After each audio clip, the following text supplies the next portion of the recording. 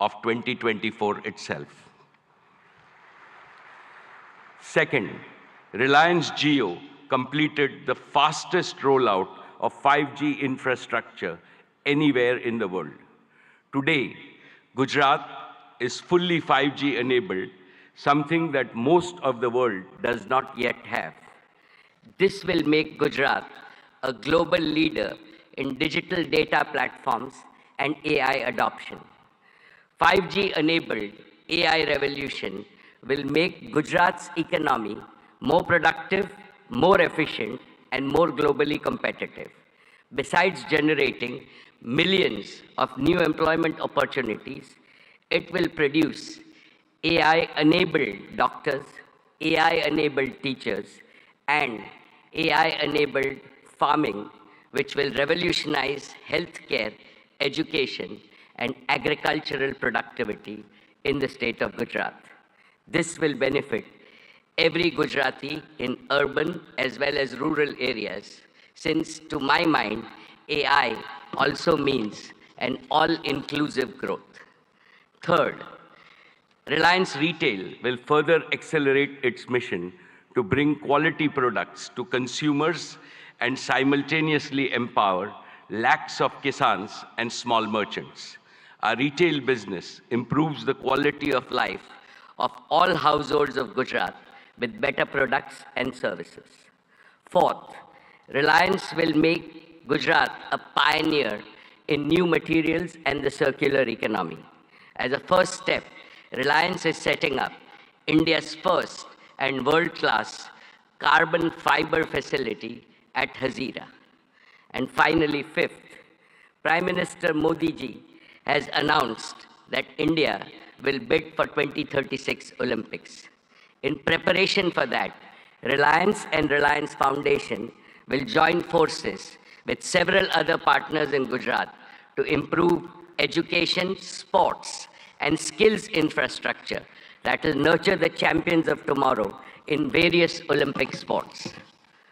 Most respected Prime Minister Narendra Bhai Modi ji, before I conclude, permit me to articulate a conviction that resides in the heart of everyone in this hall and most Indians.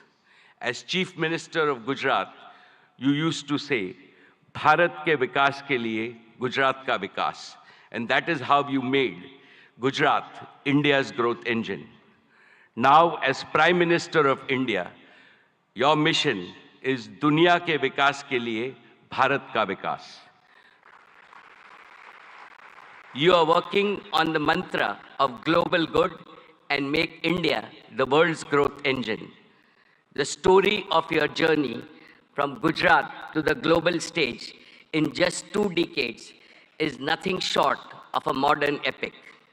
Today, and in today's India, is the best time for young people to enter the economy, to innovate, and to provide ease of living and ease of earning to hundreds of millions of people.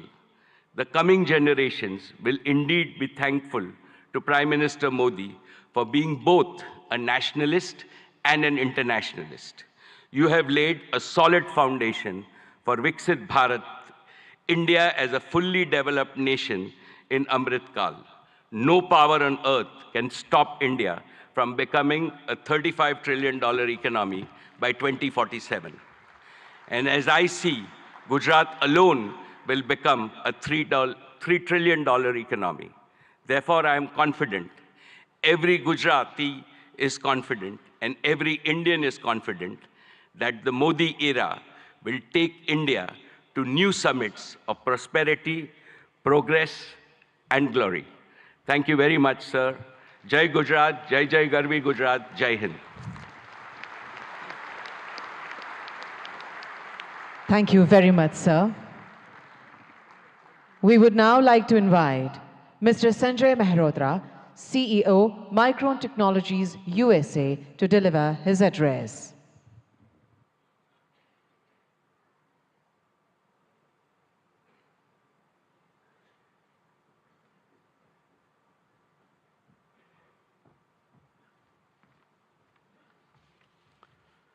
Namaste and good morning. I would like to open by thanking Prime Minister Modi ji. Your vision to make India a global hub for semiconductors will be a huge economic driver for India's future as India marches toward becoming the third largest global economy. I would also like to recognize the several industry leaders who are going to be speaking here today and have already spoken. It truly is an honor for me to share this stage with you to open this critical forum discussing opportunities for India to accelerate domestic manufacturing as India marches towards a very bright future. There is a tremendous opportunity ahead for India in semiconductors.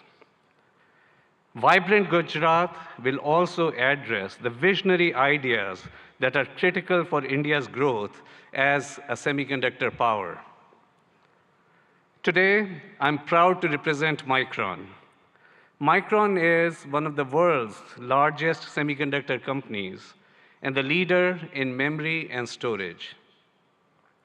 Micron's innovations have been at the heart of all computing systems for more than 4 decades. Memory is a key enabler of AI, and Micron is a leading powerhouse in memory. I'm proud that in June, we announced plans to build a world-class memory assembly and test facility right here in Gujarat, the first of its kind in India. I'm grateful to the Indian government and all the officials with the great support from Bhupendra Bhai ji and the central government and the state government, all that have been involved in making this investment possible. We have begun phased construction and proud to partner with Tata projects to build this world-class facility. In fact, I visited this facility just yesterday, and the construction is coming along very nicely. The first phase, 500,000 square feet of planned clean room space, will be operational by early 2025. Hiring has already begun, and we estimate that this project will create 5,000 new direct jobs for Micron here in Sanand, Gujarat, and will also create an additional 15,000 community jobs over the coming years. The combined investment by Micron and the government over the course of both phases could reach up to $2.75 billion US dollars. Government support will help fund the project and facilitate access to essential semiconductor infrastructure and resources, which will drive innovation and enhance local talent development. We see our investment helping initiate a cluster of semiconductor investment, building momentum that will benefit India's manufacturing goals. We are hopeful that our investment will help catalyze other investments in the sector, strengthen India's manufacturing capability, drive innovation, and support broader job creation. In fact, I'm pleased that my good friend Jeffrey Chen, who's going to be speaking here soon, of Simtech, is considering bringing his substrate manufacturing capabilities here to Gujarat in support of Micron's plant here. This is an example of the ecosystem, the cluster that Micron is capable of generating as an anchor semiconductor company here in Gujarat, here in India. We are proud to partner with India to bring advanced semiconductor memory assembly and a greater technology manufacturing ecosystem to Gujarat. Together, we are building the future of technology manufacturing, not just for Micron, not just for Gujarat, not just for India, but for the world. Thank you. Thank you very much, sir. We would now like to invite Shri Gautam Adani Chairman, Adani Group.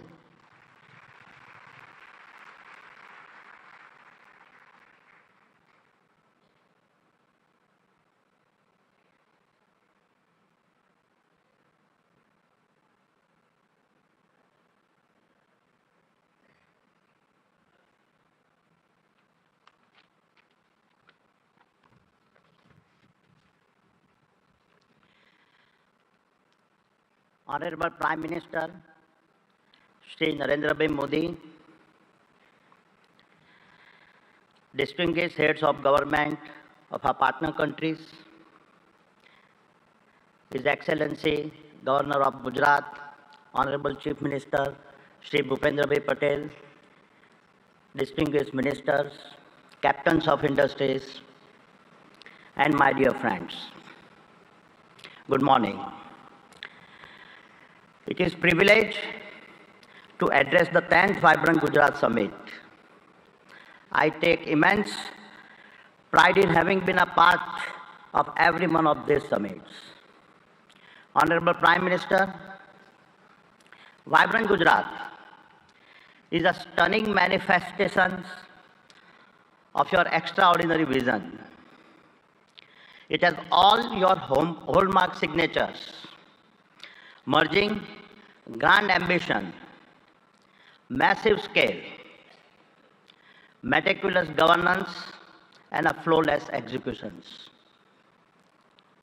It ignited a nationwide movement as all our states march forward, competing and cooperating to fundamentally remodel India's industrial landscape. The statistics of the past decade are remarkable. Since 2014, India's GDP has grown by 185% and per capita income by a stunning 165%. This achievement is unparalleled, especially considering this decade's geopolitical conflicts and a pandemic challenges. Honorable Prime Minister, your achievements on the international stage are equally remarkable. You have taken us from a country seeking a voice on a global platforms to a nation that now creates the global platforms. The Solar Alliance platform, an initiative you conceptualized, and your leadership at the G20 platform set a benchmark for a more inclusive world order. Adding the Global South to the G20 is a defining moment in our modern history. Honorable Prime Minister, you don't just predict the future, you shape it. You have reoriented India to become the world's fastest growing nation and position her as the global social champion driven by the two philosophies of Vasudhaiva Kutumbakam and a Vishwaguru. And the best is yet to come. With your foresight in harnessing India's youth to build a Viksit Bharat and make India a fully developed nation by 2047, you have ensured that the India of today is poised to shape the global future of tomorrow. Honorable Chief Minister, at the previous summit, I announced our investment of over rupees 55,000 crores by 2025. We have already surpassed rupees 50,000 crore across the various sectors I had promised and have vastly exceeded our target of 25,000 direct and indirect jobs. Today, I commit to further investments. We are constructing the world's largest green energy park in a Khavda district, Kutch, generating 30 gigawatt of our renewable energy over 725 square kilometer, even visible, is from space. We are expanding the green supply chain for an Atmanirbhar Bharat and creating the largest integrated renewable energy ecosystems. This includes solar panels, wind turbines, hydrogen electrolyzers, green ammonia, PVC, and expansion in copper and cement projects. Over the next 5 years, the Adani Group will invest over rupees 2 lakhs crore in Gujarat, thereby creating over 100,000 direct and indirect jobs. I am grateful for your support. It is my commitment that I will do my part to contribute to a Viksit Gujarat. Thank you. Jai Jai Garvi Gujarat. Jai Hind. Thank you very much, sir. We would now like to invite Mr. Jeffrey Chen, Global CEO, Simtech, South Korea.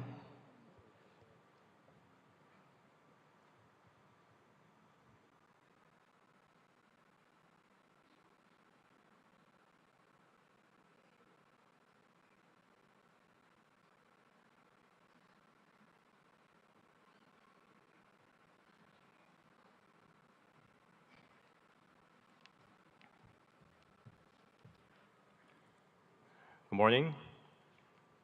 Thank you, Honorable Prime Minister, Head of State, Government, Union and State Ministers, senior officials of Government of India, and the State Government of Gujarat for hosting Vibrant Gujarat Global Summit 2024. It is my great honor to participate in this event and given the opportunity to interact with global and national industry leaders and other distinguished guests.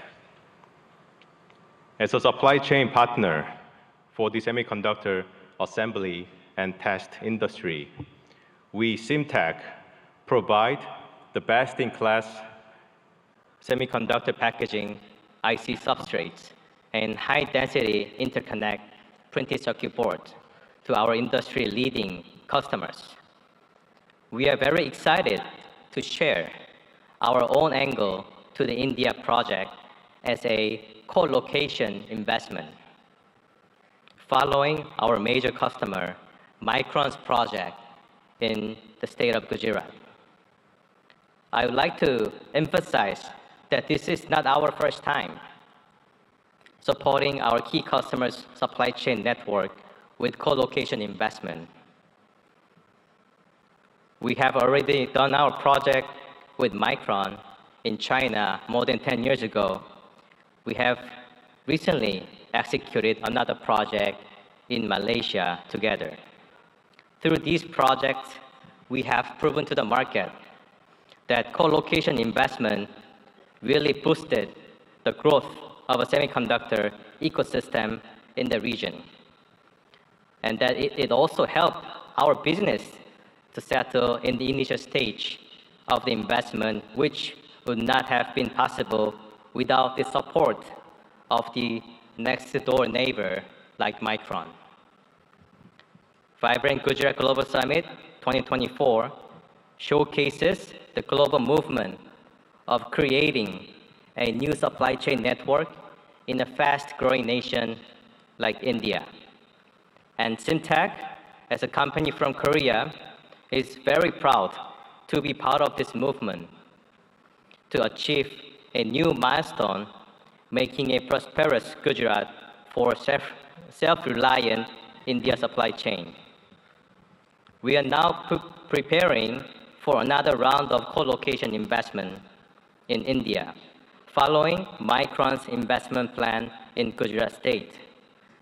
And I'm very pleased to share the progress with the audience today that with the support from the central and state government, we are ready to make an investment, a significant investment in India and create thousands of job opportunities for high-skilled talents in the state of Gujarat together with Micron.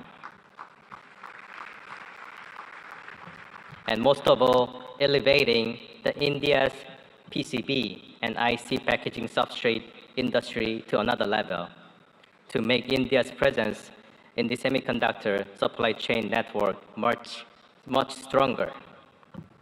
We really look forward to further supporting our customers' supply chain, both in India and globally.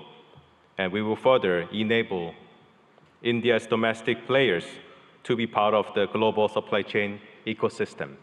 Thank you very much. Thank you very much, sir. We now invite Shri N. Chandrasekharan, Chairman, Tata Sons Limited, for his address.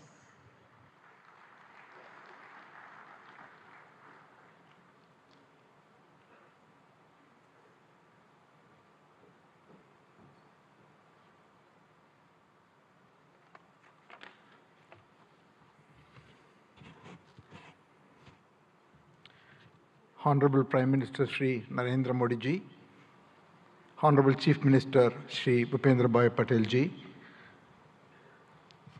Governor of Gujarat, distinguished heads of states, ministers, ladies and gentlemen. It's truly a great privilege and honor to attend and share a few thoughts on the 10th edition of Vibrant Gujarat Global Summit. The steady and spectacular progress of Gujarat consistently over such a long period of time clearly demonstrates the visionary leadership and the mindset of our Honorable Prime Minister Narendra Modi ji. Thank you, sir, for your leadership to Gujarat and to the whole country and to all of us. The impact of economic development has also resulted in tremendous social development.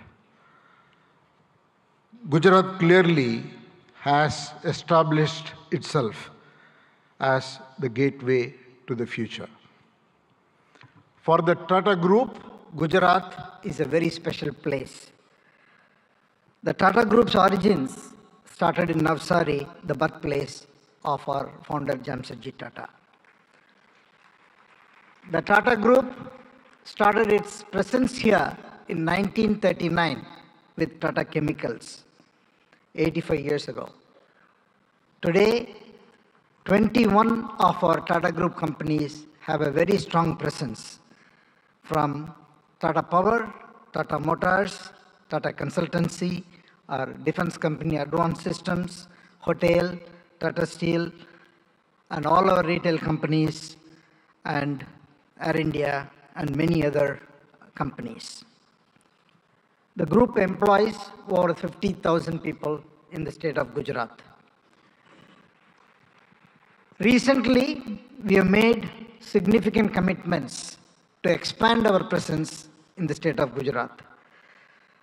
Sanand is becoming home for all our electric vehicles technology.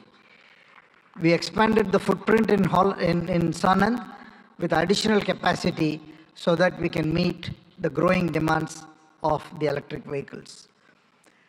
We concluded and are about to launch the building of a huge gigafactory for 20 gigawatts of lithium-ion batteries in Sanand. The project should start construction in the next couple of months. Then we also are building the C-295 defense aircrafts, initially in Vadodara and then in Dholera, and that work is going on full swing. The Tata Group has also made a commitment and is on the verge of concluding and announcing a huge semiconductor fab in Dholera. And we are about to complete these negotiations and start in 2024. In addition to that, the Tata Group is also building, in partnership with the Government of India and Gujarat government, an Indian Institute of Skills Institute, which will be constructed over 3.2 lakh square feet and should be fully operational and will train more than 25,000 professionals every year, primarily in advanced manufacturing, electric vehicles, advanced electronics, and then hospitality. And the project's first phase will be launched in March 2024. In all, we see Gujarat as a very, very important destination, not only for business growth, but for the future advanced technology industries that India is looking to grow at. With all this, Gujarat is one of the most important destinations for the Tata Group, and we hope to play a very important role in the future of the economic development of this state. Thank you once again, Honorable Chief Minister, for inviting me, and thank you, Prime Minister, for your leadership. Thank you very much, sir. We now invite Mr. Sultan Ahmed bin Sulayem, Chairman, DP World, UAE, for his address.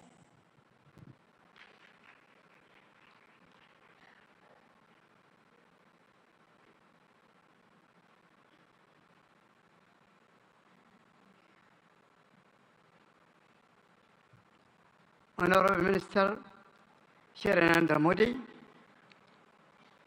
Honorable Chief Minister of Gujarat Shri Bhupendra Patel, dignitaries of Government of India, UAE, and partner countries. Distinguished guests, good morning. It's a great honor and a privilege to address the inaugural session of the 10th edition of the Vibrant Gujarat Global Summit. It is heartening to see Honorable Prime Minister Modi's vision of Vibrant Gujarat became a reality. I would like to congratulate and thank the Government of Gujarat, led by Honorable Chief Minister Bhupendra Patel, for organizing this summit and inviting me. The 10th edition of the Vibrant Gujarat Summit truly showcases its exponential rise as India's premier business forum, guiding the nation to Honorable Prime Minister's vision of Viksit Bharat 2047. Gujarat also have been a pioneer in developing and promoting various industrial clusters and estates, such as the Gujarat International Finance Tech City, the Dholera Special Investment Region, and the Gujarat Maritime Cluster, truly acting as the gateway to the future. Gujarat has a special place within the strong bilateral ties between UAE and India. The UAE is one of the biggest overseas investors in Gujarat, having invested more than $2.4 billion since 2017. And these strong connections have seen Gujarat export more than $7 billion worth of goods to UAE in the last year. India was the fastest growing major economy in the world in 2023. This growth is set to continue under the strong leadership of Honorable Prime Minister Modi and Honorable Chief Minister Patel. Through investment and initiative like Gati Shakti, Gujarat and India will continue to realize their potential economic powerhouses. Like the Vibrant Gujarat Summit, DP World also started our operation in Gujarat in 2003 with the opening of the Mundra International Container Terminal. Since 2003, DP World have invested in the state of Gujarat as well in other states in India in the tune of $2.5 billion to develop multimodal logistics ecosystem connection ports to free trade zone, container freight station, inland rail terminal, contract logistic, cold chain, and express cargo services. DP World is planning in the next 3 years to invest, in addition to that, $3 billion. We will continue to support Gujarat economy by building state-of-the-art container terminal at Kandla with a capacity of 2 million containers. Looking ahead, we foresee deeper trade, employment, and cultural collaboration between India and UAE. DP World has signed strategic memorandum of understanding with the government of Gujarat on the sideline of the summit, which reiterates our commitment to the state of Gujarat and India. We are proud to partner with the government for the development of India's logistics sector, and we will continue to support the manufacturing industries of Gujarat and the rest of India to make India goods globally competitive and accessible. I am grateful to the government of Gujarat and to the organizer for inviting me to this summit, and I am certain that the 10th edition of Vibrant Gujarat will set new benchmarks for success for years to come. Thank you very much. Thank you very much, sir. We now invite Mr. Shankar Trivedi, Senior Vice President, NVIDIA Global Field Operations, for his address.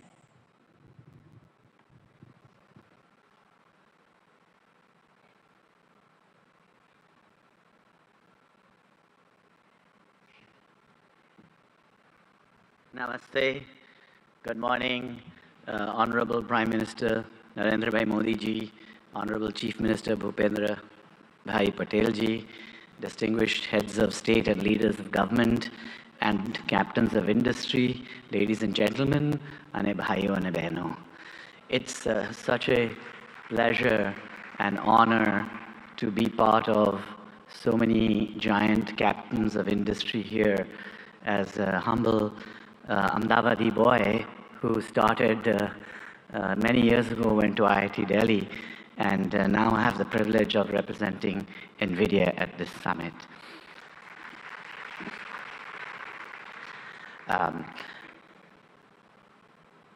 Generative AI is going to change the way we work, the way we do business, the way we govern, the way we live.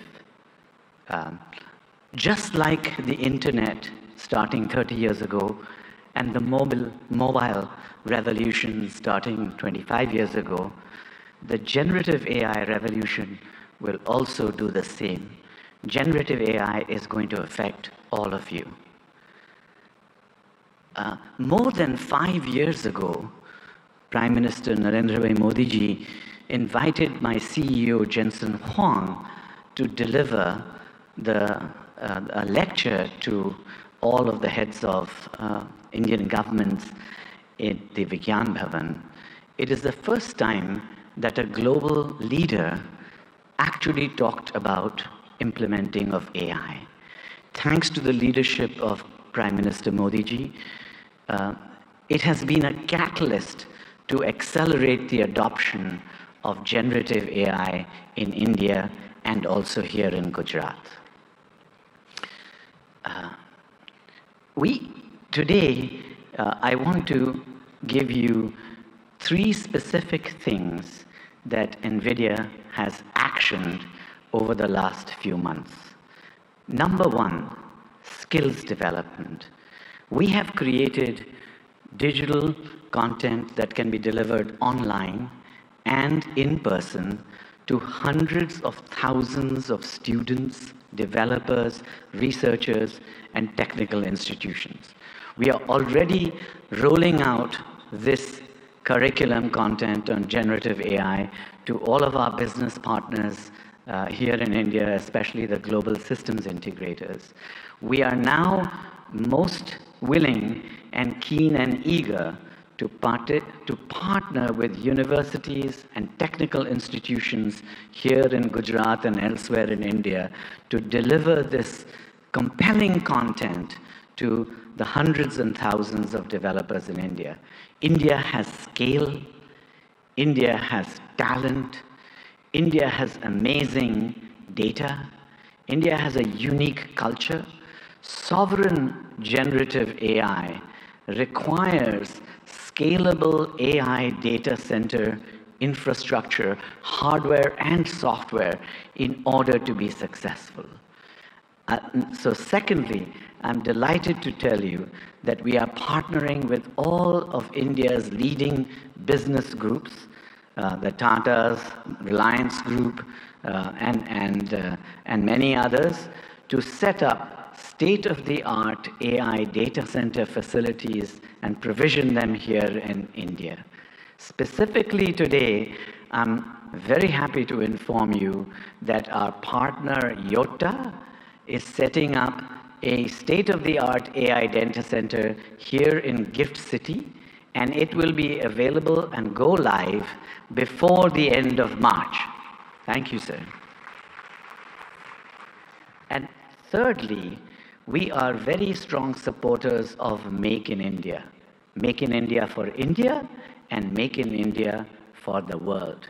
Our partners such as NetWeb and others, Eviden, Atos, are actually already making state-of-the-art AI hardware for consumption here in India and elsewhere in the world.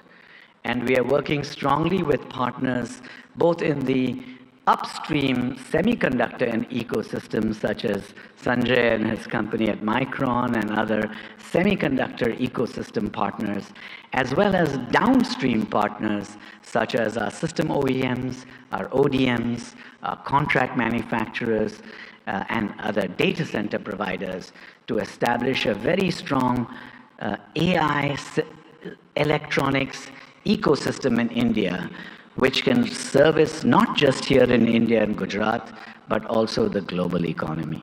Thank you again, sir, and it's a pleasure and privilege to be here. Jai Hind, Jai Garvi Gujarat, and of course, God bless America too. Thank you. Thank you very much, sir. We now invite Mr. Nikhil Kamath, co-founder and CFO, Zerodha.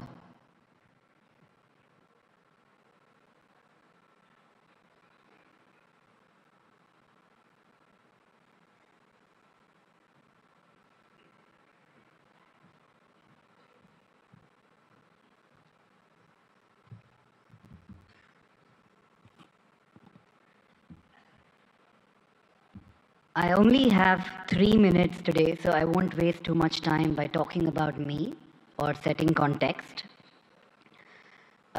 Picture a 17-year-old boy, a school dropout in Bangalore from 20 years ago, not particularly smart, not too educated, and no capital at hand.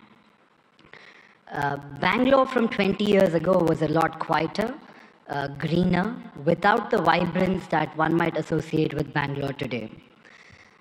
The fact that I'm able to stand here today in front of all of you, people I have idolized for so long, that opportunity to me has been incredible, and that to me is the India story.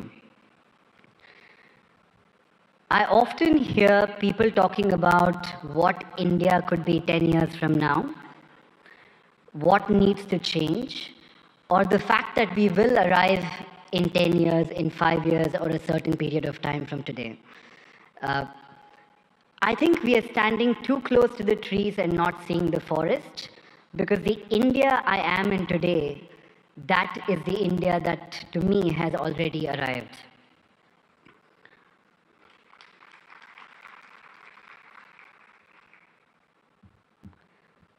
The opportunities the country threw to a 17-year-old boy, again with no education, no capital, or exceptionally smart, this, in my view, has not happened forever. The last 10 years have been incredible, and I'm not the only exception here in India. There are many other exceptions like me. We all hang out. We call this the startup ecosystem of India.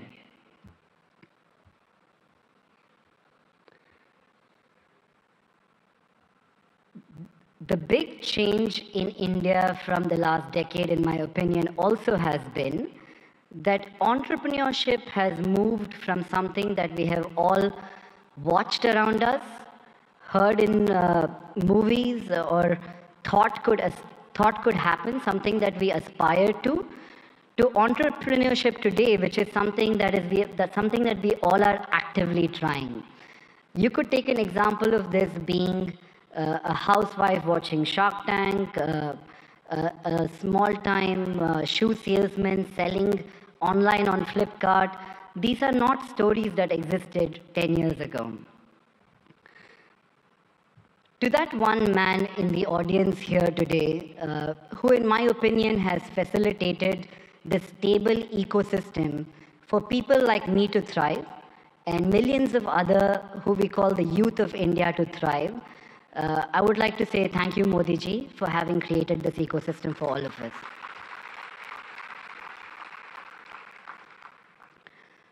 Growing up, I used to talk to people, that one relative in my family who went abroad, studied and did very well.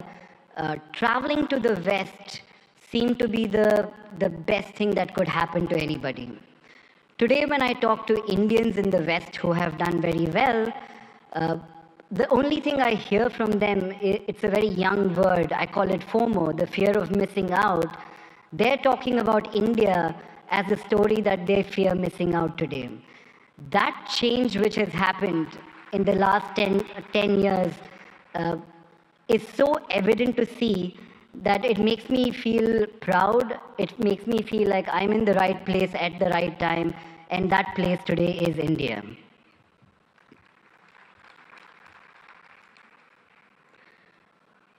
I often ask people if their life was a book, what would they call the current chapter? It's a good question for all of us to ask ourselves. When I look at India and I ask myself, what would be this chapter in the book of India?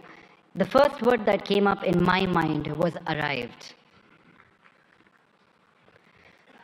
And finally, as I stand here in a room full of politicians, diplomats, dignitaries, mentors, I don't look upon this ecosystem as potential, as the way I'm looking at this today is we're all potential partners in a story that could change the global economic landscape today, and that story is India.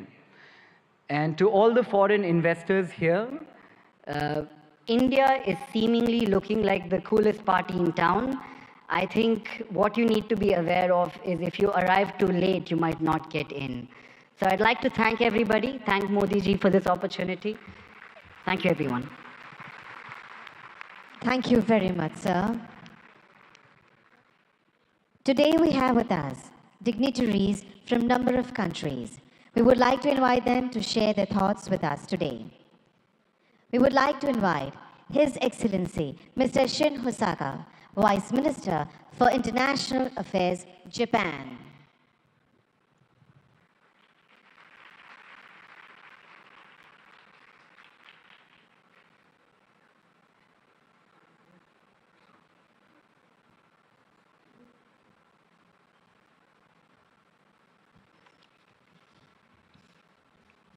Namaskar. Good morning. Honorable Prime Minister Narendra Modi, Honorable Chief Minister of Gujarat, Pendra Patel, distinguished guests, all the delegates in attendance, my name is Shin Hosaka, Vice Minister for International Affairs of the Ministry of Economy, Trade and Industry of Japan, or METI for short. First of all, on behalf of the Japanese government, I would like to express our gratitude to Prime Minister Modi for the letter to our Prime Minister Kishida expressing his condolences regarding the large earthquake January 1st in the Noto region in Japan. Thank you very much. Well, thank you for graciously inviting me to Vibrant Gujarat 2024. It's a great honor to have a speech in this Sunday event. With the world facing multiple crises that include natural disasters, climate change, and geopolitical tensions, from international cooperation for addressing challenges on a global scale is taking on greater importance.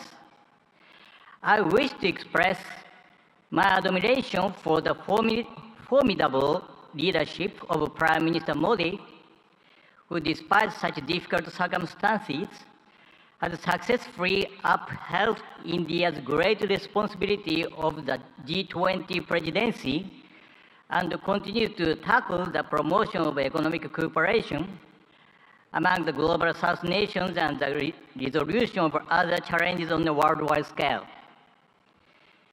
India and Japan are special strategic global partners bound by the universal values of freedom, democracy, human rights, and rule of law that we have shared over our long history of exchange. Being that we are at such global turning point, I firmly feel that more than ever, the strengthening of relations between India and Japan in the economic sector is imperative for the sake of carving out a sustainable, peaceful future. Up to this point, Japanese corporations have continued to invest in the nation of India with a cumulative amount of investment between 2000 and 2023, reaching $38.3 billion. This amount is second in the world when tax havens are excluded.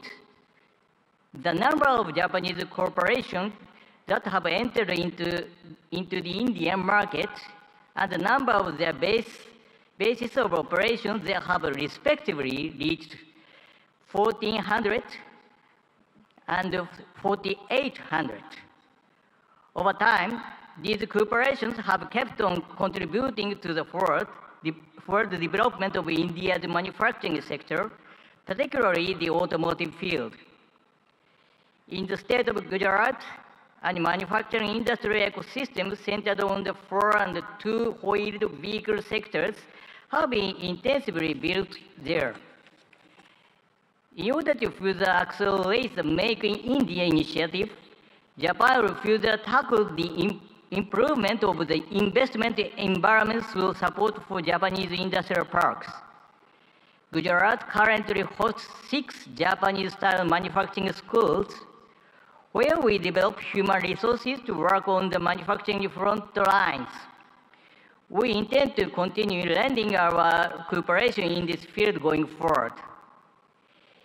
Initiatives by Japanese corporations are also extremely active. To give an example, Suzuki has already produced 750,000 vehicles at its Gujarat-based factory that it sells all over the world, not just in India. Moreover, the company has also adopted a plan to export electric vehicles produced in Gujarat to Japan and Europe in 2025 and beyond. I feel deep gratitude toward the Indian Gujarat governments for their cooperation for so long. Last July, we announced the Japan-India Industrial Co-Creation Initiative in order to go beyond cooperation in the automotive industry and other existing industry domains to create industries in the name of further developing relations between our respective nations as we move forward. In the semiconductor, hydrogen green, and digital domains in particular, METE is carrying out preparation to proactively assist with business development in India. For cooperation surrounding semiconductors, in July 2023, we executed the Japan-India Semiconductor Supply Chain Partnership and launched a policy dialogue. Last November, we promptly held our first meeting of that partnership which had over 100 individuals representing Japanese semiconductor-related enterprises in attendance. This time, as well, we carefully selected some semiconductor corporations with considerable potential to contribute to India and asked them to accompany us here. We hope to go beyond contribution to the establishment of semiconductor ecosystem in India in the form of developing semiconductor manufacturing environment, improving the logistic environment, and developing semiconductor human capital. For the hydrogen domains as well, we are providing support for attracting Japanese cooperation to India and lowering the initial risk associated with the start of operations in order to accelerate cooperation with the nation. In fact, world-leading equipment such as water electricity systems and ammonia mixed combustion burners is in the process of being introduced in India. In addition, METI will enact budgetary measures of $200 million for the purpose of accelerating economic cooperation with India. Our hope is to develop concrete projects through these funds towards the future. The concept of Vibrant Gujarat 2024 is gateway to the future. Let Japan, with its accumulation of technology, and India, whose growth is just beginning, join hands in driving forward international society and carving out the future of the world. I will close my speech with the pledge of cooperation as a representative of Japan, India's best friend. Thank you for being such an attentive audience. Thank you very much. Thank you very much, sir. We now invite His Excellency, Mr. Ibrahim Yusuf Al-Mubarak, Assistant Minister of Investment, Kingdom of Saudi Arabia, for his address.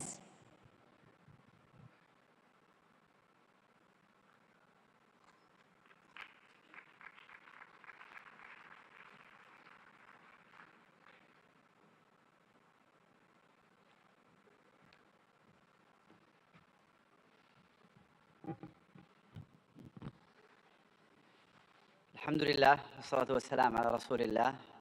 دولة رئيس الوزراء ناريندرا مودي، معالي رئيس الوزراء باتيل رئيس وزراء ولاية جوجرات، أصحاب الفخامة والسمو والمعالي الحضور الكرام، السلام عليكم ورحمة الله وبركاته. نامستي.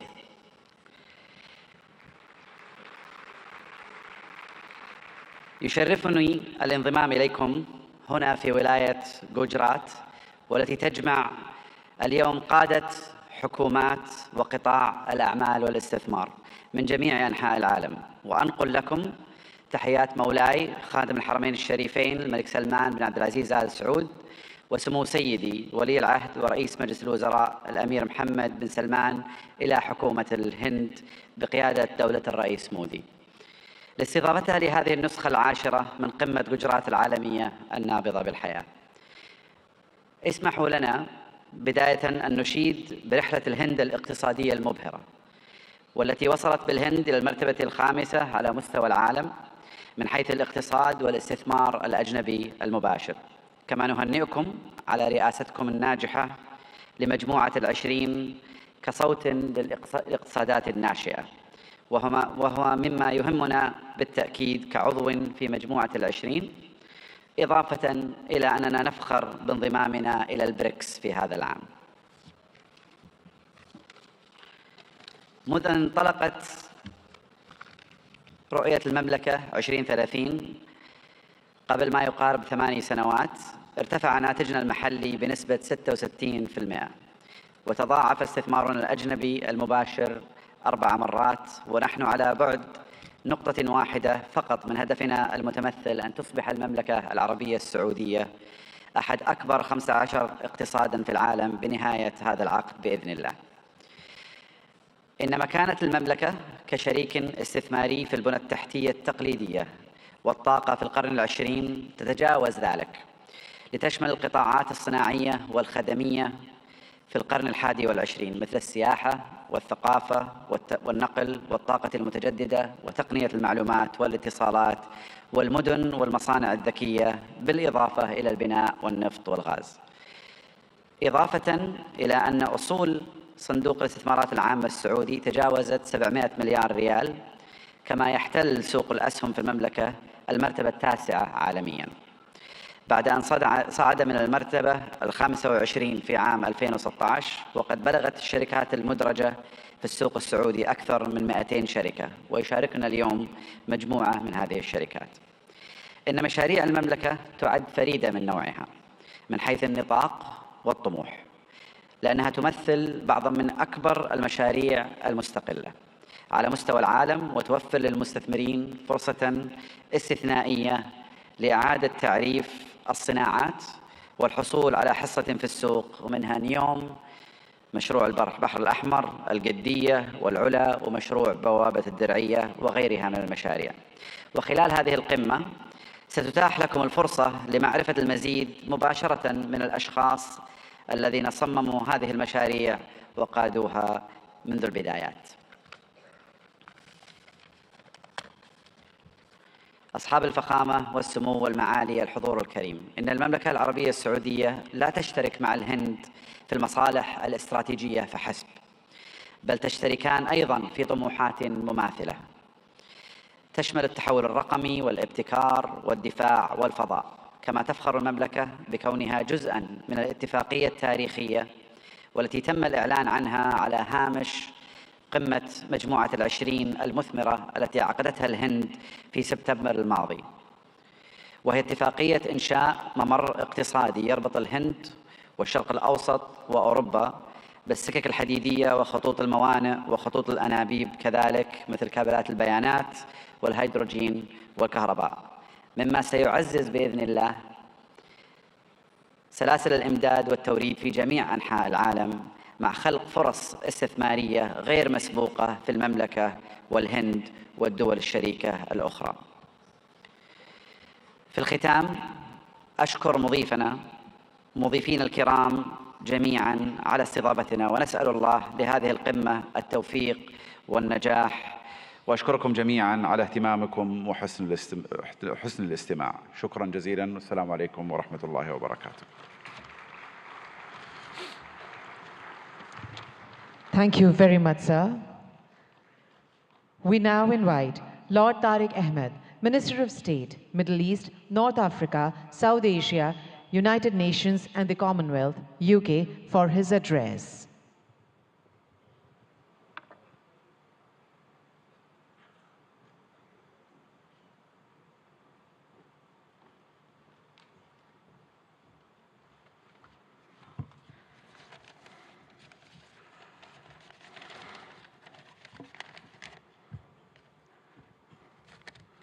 Honorable Prime Minister Narendra Modi ji, Chief Minister, President, Your Excellencies, ladies and gentlemen, and keeping with the tradition, I too can use the phrase, bhaiyo aur behno. Britani sarkar ki taraf se, Bharati sarkar ko namaskar और बहुत-बहुत बधाई हो। मुझे बड़ी खुशी है कि आज ब्रितानी का सरकार का नुमाइंदा एक ऐसा इंसान है जिसका हिंदुस्तान से एक गहरा ताल्लुक है। Prime Minister Modi ji, you defined the living bridge between our United Kingdom and India, and therefore it is appropriate that I also extend the greetings of my Prime Minister, Rishi Sunak, indeed the son-in-law of Bharat, the son-in-law of India. And on this occasion of the 10th Vibrant Gujarat, it's my honor to represent the British government on this auspicious occasion.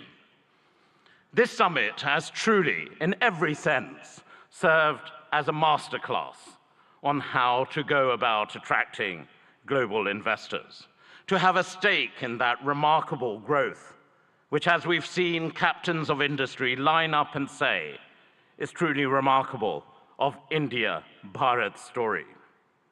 Our nations may be separated by thousands of miles geographically, but that vast distance can diminish with the warmth between our people, that living bridge. And there is so much in common between our two nations. I'm going to park the whole theory of cricket for a moment, but that is an important bridge. And to those nations represented here who don't quite understand cricket, I assure you we, the UK and India, stand together in helping you understand this great game. But India's leadership, and in congratulating the Prime Minister and indeed the whole government of India on G20 last year, was a true testament to its determination. And I'm grateful to my friend, the Minister for External Affairs, Jaishankarji, for your leadership during that occasion, along with Prime Minister Modi-ji as well. And I'm really confident, Prime Minister, that this living bridge of people and ideas and innovation will truly make our partnership a potent combination for the years ahead. And I just want to reflect briefly on the why this is. India is the second largest investor in the United Kingdom. More than 900 Indian businesses operate in the United Kingdom. Indian FDI in the UK is growing faster than any other country. And for our part, the United Kingdom has a unique mix of world-class expertise and indeed talent. Total trade in goods between our two nations stands at over £38 billion. That's close to $50 billion. And that's increased in the last year alone by 24%. And that demonstrates the real strength between the two nations. The United Kingdom is the most globally connected economy in the G20, ranked second globally for soft power, and the first in the G7 for international research, collaboration, and impact. And I know those are important sectors right here in Gujarat and for India as well. And we've heard already a great deal about green finance. London is also #1 globally for green finance. And that's why we are truly ambitious. We are excited by the potential of our partnership with India and in particular with the state of Gujarat. And the United Kingdom is collaborating on many exciting projects in how we develop our relationship with Gujarat as we move forward. Take, for example, the Statue of Unity, designed by UK architects, Arab, which now stands tall as a symbol of a new, confident India. Or the JCB factory, designed by Mott MacDonald, whose machinery is now powering India's incredible infrastructure development. But, Prime Minister, Chief Minister, we want to go further. We want to do more. And of course, we understand the power of education, and we're proud of the strong association between India and the United Kingdom when it comes to our education sectors as well. When you power someone, an individual, no matter where in the world, through education, you empower them, their families, their communities, indeed their nations. And I know, Prime Minister Modi-ji, what a priority this is for you. And it is also live right now. We have just signed a MOU to enable closer collaboration between our higher education institutions. We want to go further in the areas of the creative economy, nurturing artists and boosting cultural exchange. Be in no doubt, business links will continue to grow, creating jobs and prosperity, whether it's from here in Ahmedabad to Aberdeen in Scotland in the United Kingdom. Our old friendship is blossoming into a new partnership. Bharat और ब्रितानी एक बहुत गहरी दोस्ती है, एक जिंदा संबंध है. It is a true friendship, a lasting friendship, a deep friendship, and a binding friendship and partnership for today and the future. हमारी तरफ से आपको चीफ मिनिस्टर साहिब, गुजरात इस मौके पे आपका हम बहुत धन्यवाद करते हैं। Thank you so much. बहुत बहुत धन्यवाद। नमस्कार। Thank you very much, sir. We now invite His Excellency Mr. Vahan Karobian, Minister of Economy, Armenia.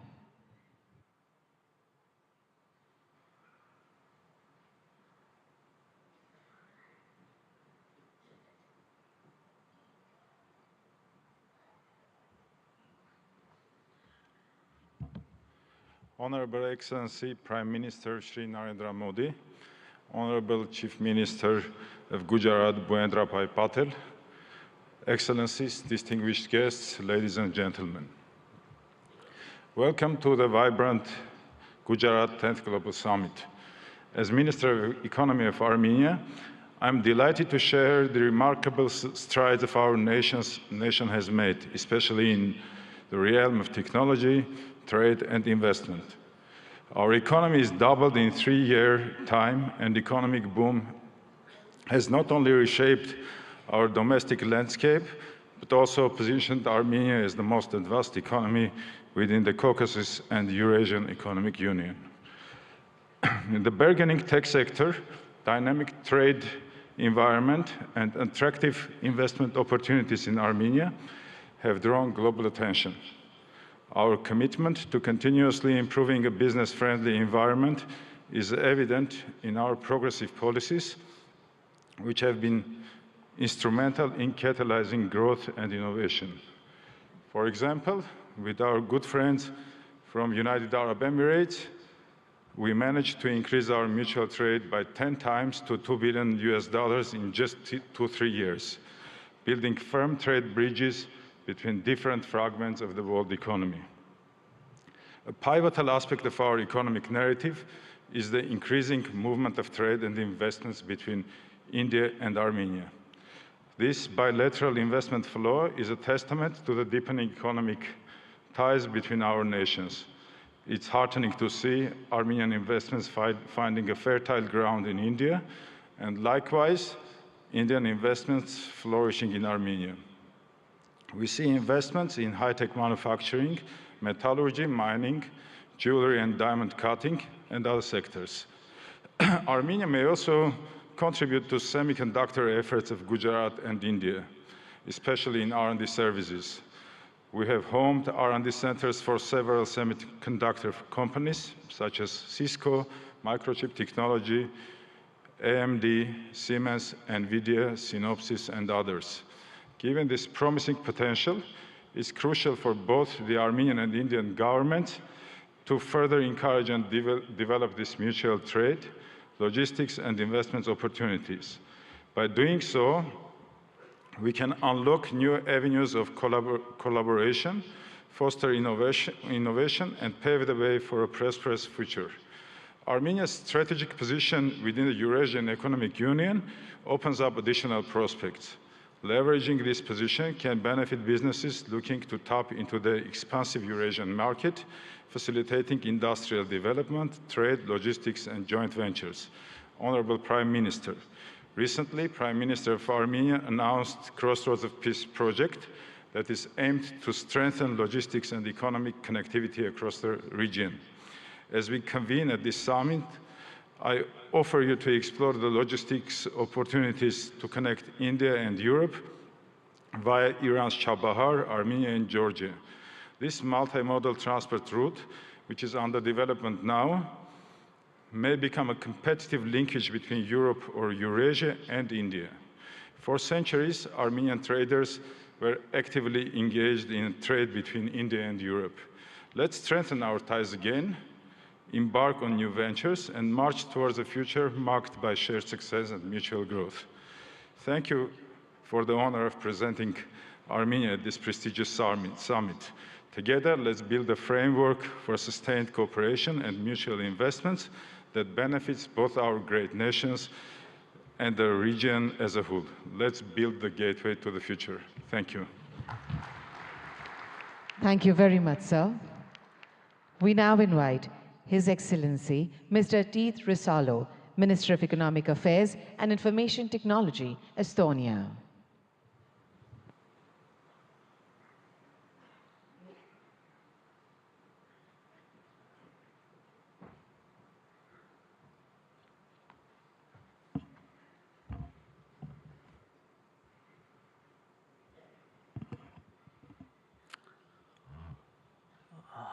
Prime Minister, Chief Minister, Excellencies, ladies and gentlemen, dear friends, namaste, or tere hommikust, as we say in Estonian.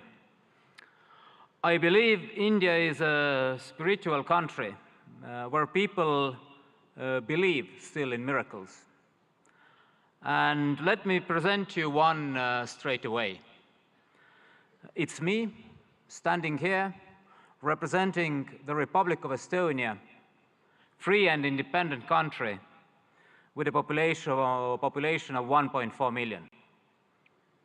Archaeology tells us that Estonians have been living in the same place for 5,000 years. But from the written history of 1,000+ years, we have been independent only 50.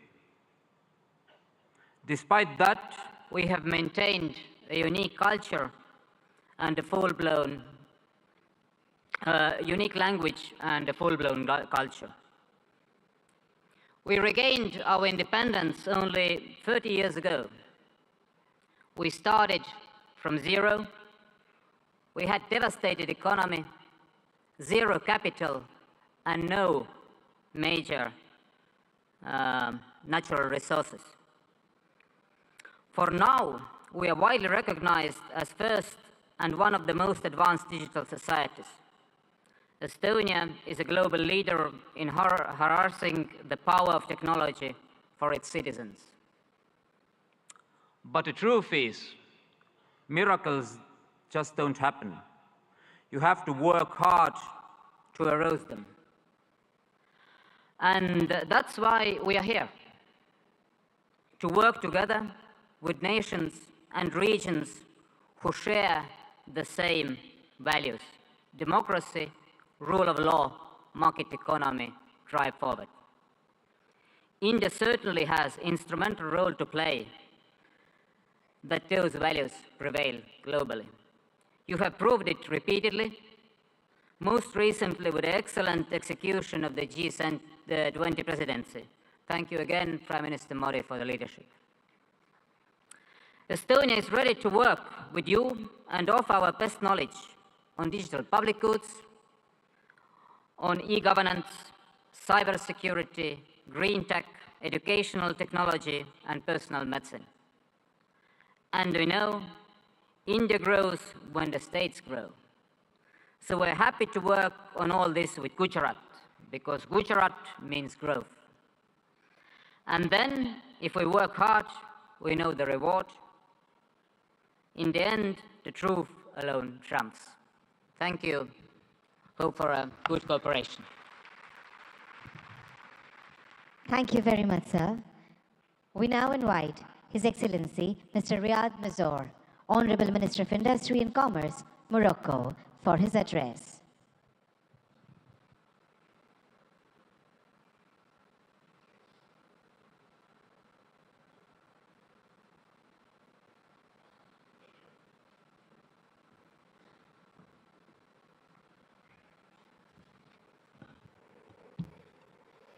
Honorable Shri Narendra Modi, Prime Minister of Bharat.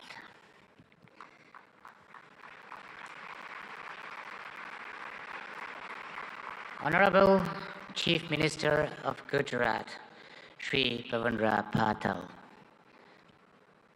Honorable Head of States, Chief of Governments, Ministers, Excellencies, ladies and gentlemen, it's my honor and distinct privilege to address this esteemed assembly at the 10th Vibrant Gujarat Global Summit, representing the Kingdom of Morocco.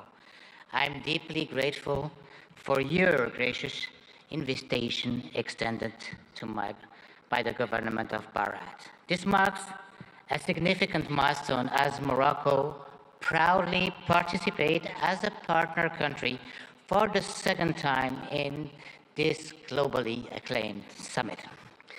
This summit, an initiative that we owe you, Prime Minister Modi, that we owe to your leadership, stands as a beacon of opportunity, not only in fostering business projects, but also in fortifying the enduring bonds of cooperation and friendship that so splendidly unites Morocco and Bharat. The historical visit of our beloved King Mohammed VI to Bharat in 2015 and his meeting with you, Prime Minister, Honorable Prime Minister Modi, marked a new era in the cooperation between my country and Bharat, raising the level of bilateral relation to a strategic partnership. Even our beloved king at that time expressed his admiration for the Indian model, which has succeeded in emerging as one of the largest world economy. Let me comment on what have been said beforehand. Prime Minister Modi, you made Gujarat as an engine of growth for Bharat, but you made Bharat as the engine of growth of the world.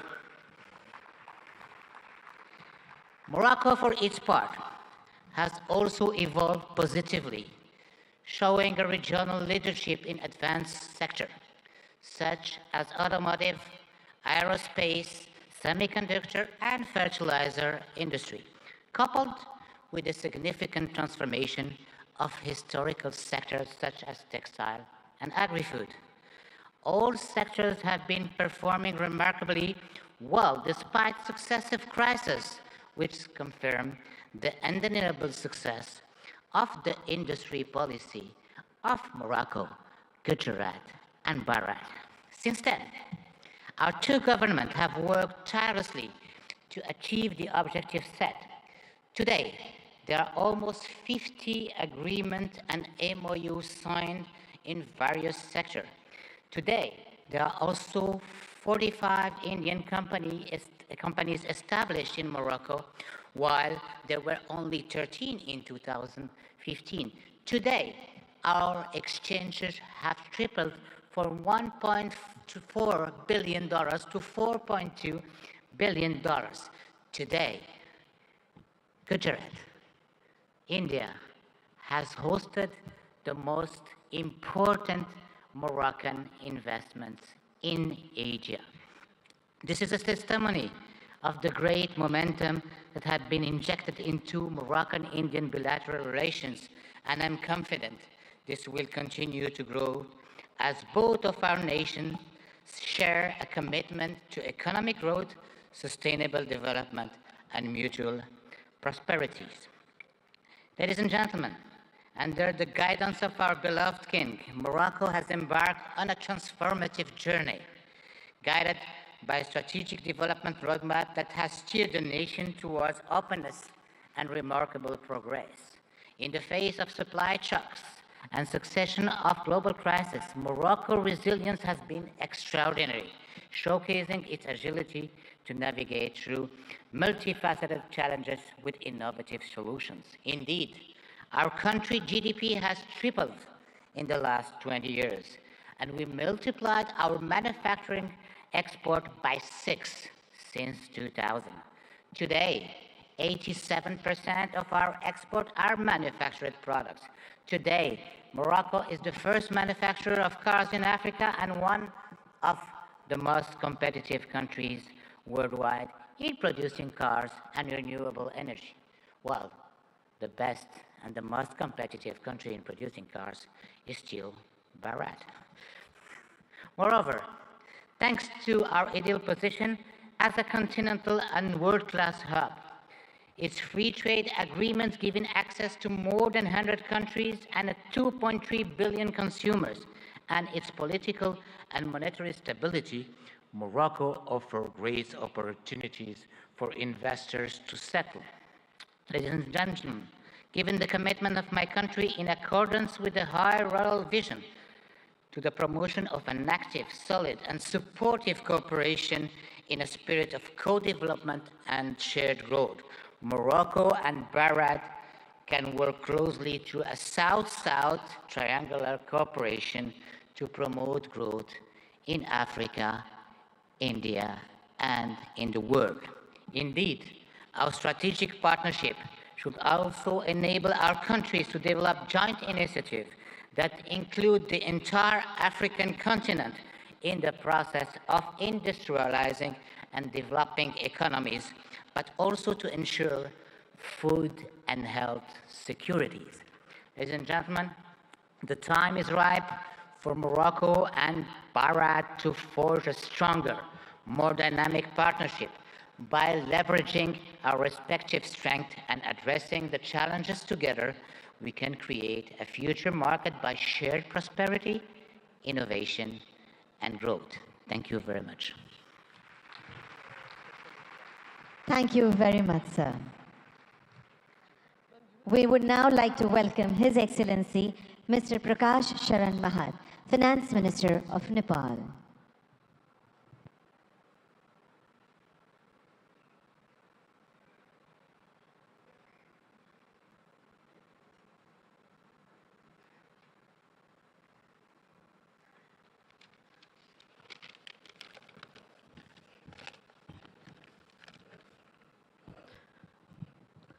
Right Honorable Prime Minister Sri Narendra Modi ji, Honorable Chief Minister of Gujarat Sri Bhupendra Bhai Patel ji, distinguished participants, ladies and gentlemen, warm greetings from Nepal. Namaskar, Namaste. At the outset, let me express my sincere gratitude to Honorable Bhupendra Bhai Patel ji, Chief Minister of Gujarat, for inviting me in this August gathering. I am deeply honored and privileged to be part of this vibrant Gujarat Global Summit 2024. This global forum for business networking, knowledge sharing, and strategic partnerships for fostering sustainable and inclusive growth has now been a forum for all. Modi ji had envisioned vibrant Gujarat concept in 2003.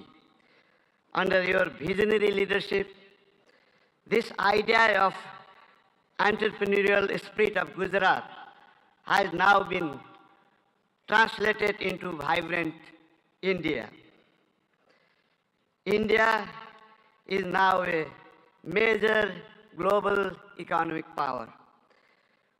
I also like to commend Modi ji for your transformative leadership during G20 presidency, which has brought this mechanism to a next level.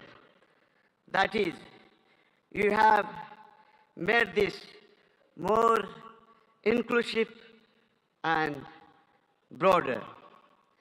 Vibrant Gujarat development model, which you are translating nationwide, has been a source of inspiration for many countries, including Nepal, is now managing financial resources and technological know-how for addressing economic, social, and environmental challenges of our time. Nepal and India, actually, Bharat, since thousands of years, have common places of great Hindu and Buddhist religious worships. And we are visiting each other's places since ancient times. I am happy to inform you that visitors from Gujarat are one of the largest in Nepal. I still have fresh memory of Modi ji's statement delivered in our parliament in 2014, particularly your emphasis on HIT, that is highways, information ways, and transmission ways. I am happy to share that we are working together in all these areas to improve connectivity, strengthen market linkages, and to reduce transaction costs. Recently, Nepal and India have signed a long-term power purchase agreement of exporting 10,000 megawatt of electricity to India over 10 years of time. This will immensely open up investment opportunity in hydropower in Nepal. It will also contribute to achieve green energy transition target not only for Nepal, but also in India. Situated between two global economic powers, Nepal has adopted liberal, market-oriented economic policy since the early 90s and is a member of several international organizations and multilateral agencies. And we are implementing trade and investment policies and regulation of international standards. Nepal provides investor-friendly regulatory and legal framework with macroeconomic stability and rule-based democratic political system. Our legal system prohibits nationalization of private enterprises and properties. We guarantee national and non-discriminatory treatment to foreign investment. Those who have invested in Nepal are enjoying good returns on their investment. The abundant natural and educated human resources, together with potential domestic and export market, ensures attractive return for prospective investors. There are huge untapped investment opportunities in Nepal, in energy, tourism, agribusiness, and ICT. There are also other potential areas of investment such as health, education, manufacturing, construction, transportation, mining, banking, and financial services. Nepal is organizing investment summit in April 28 and 29 this year in Kathmandu.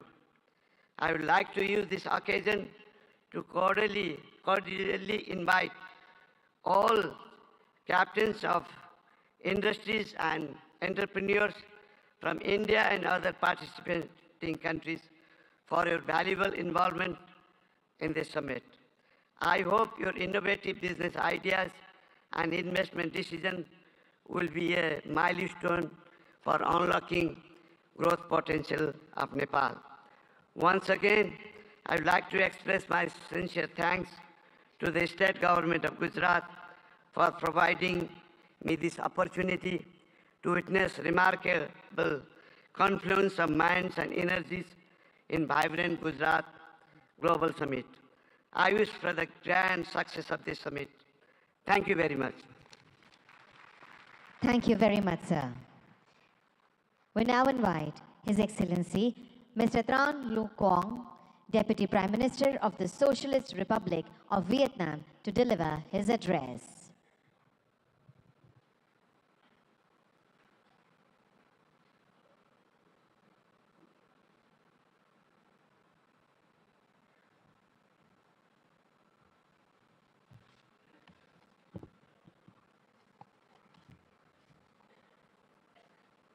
Thưa ngài Narendra Modi, Thủ tướng nước Cộng hòa Ấn Độ, thưa ngài Thủ tướng bang Gujarat, thưa các vị nguyên thủ quốc gia, người đứng đầu chính phủ các nước, thưa toàn thể quý vị. Hôm nay tôi rất vui mừng tham dự hội nghị thượng đỉnh toàn cầu Gujarat đầy sức sống lần thứ 10 với chủ đề Cửa ngõ vào tương lai tại bang Gujarat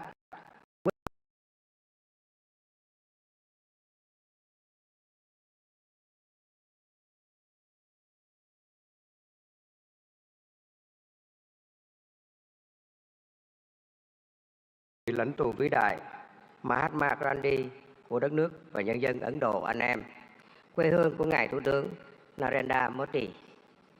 Với quy mô ngày càng lớn và sự tham gia đông đảo của lãnh đạo và doanh nghiệp Ấn Độ cũng như các nước, Gujarat đầy sức sống đã thể hiện rõ tầm nhìn của Thủ tướng Modi và nỗ lực của bang Gujarat, góp phần khẳng định sự hấp dẫn cũng như vai trò và vị thế quốc tế ngày càng cao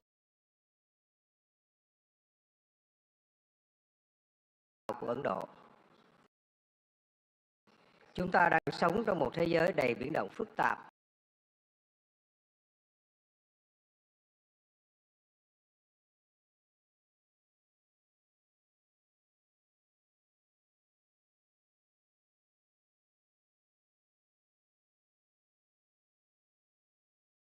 Thách thức, song hòa bình, hợp tác và phát triển vẫn là xu thế lớn.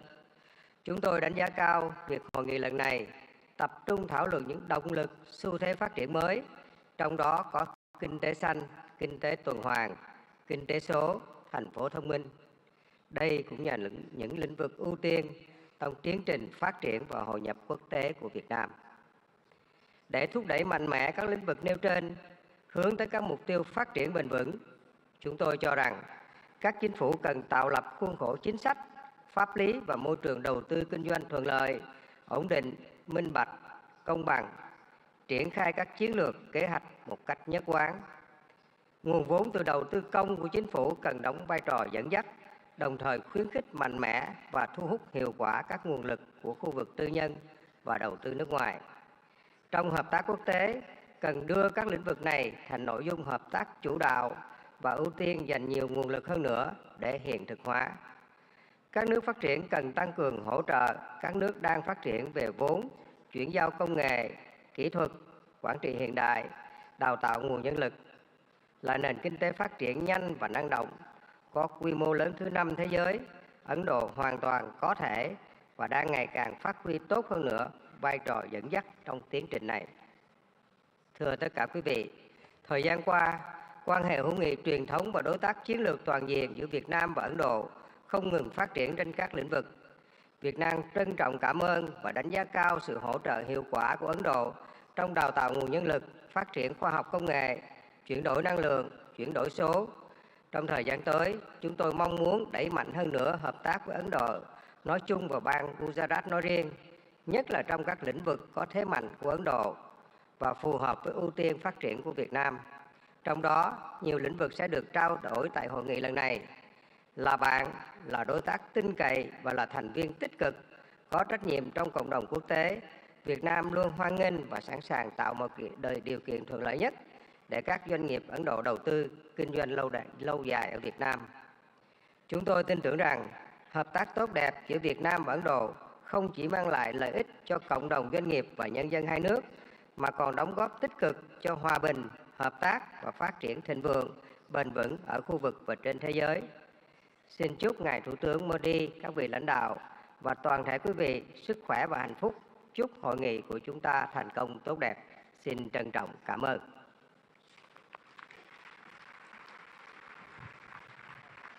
Thank you very much, sir. We now honored to invite His Excellency Mr. Petr Fiala, Honorable Prime Minister, Czech Republic, for his address.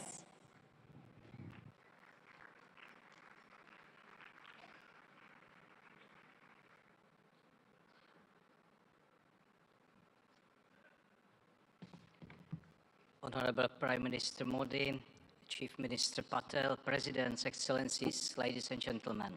First, please let me congratulate you on 20 years of this successful summit.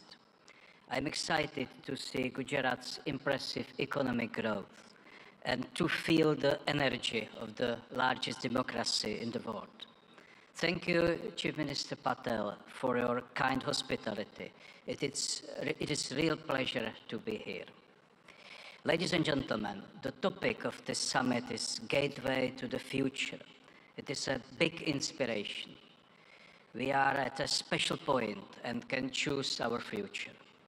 It is a time of dramatic risks, but also of great chances, because the problems of today are very complex.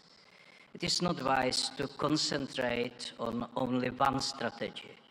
I think the humanity needs to work with three main priorities, three keys to unlock the gateway. The first key is innovation and new technologies. The second key is advanced industry.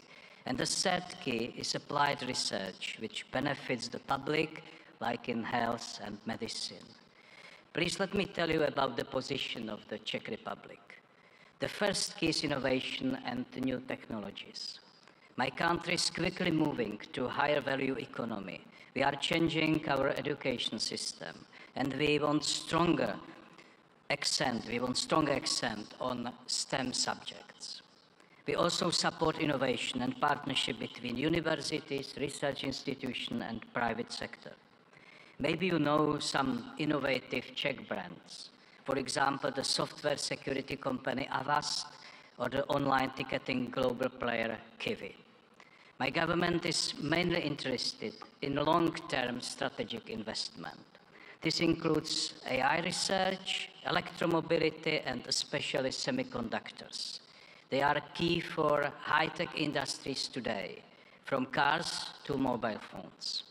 We also pay close attention to innovation in the energy sector. Unlike many European countries, we believe in the future of nuclear power. We have 50 years of expertise in nuclear power. Our top interest is development of small modular reactors. On this way, we want to work with leading global makers. It is also a chance to improve our Czech-Indian capacities in nuclear energy research.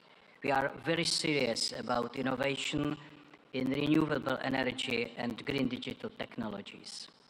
The goal is to have reliable, efficient, and sustainable energy. This is about green environment, and the potential for Czech-Indian collaboration is great, not only in energy, but also in wastewater treatment or in sustainable agriculture. The second key to our future is advanced industry. My country is a great exporter of high-quality industrial goods. I am sure that you know some of the traditional Czech brands. Bata, Škoda, Tatra, or Java are well established in India. Our companies are leaders in land transport. Škoda Auto produces cars here and has a new logistics center in Pune. It can be active and make India e-mobility hub of tomorrow. We also have great railway cars makers. Czech companies build wheel sets here in India. And we offer solutions for cities, trams, hydrogen buses, or smart transport systems. We have many advanced companies in the space industry. It is very strong in the Czech Republic. Their products are parts of rockets and satellites from the European Space Agency and others.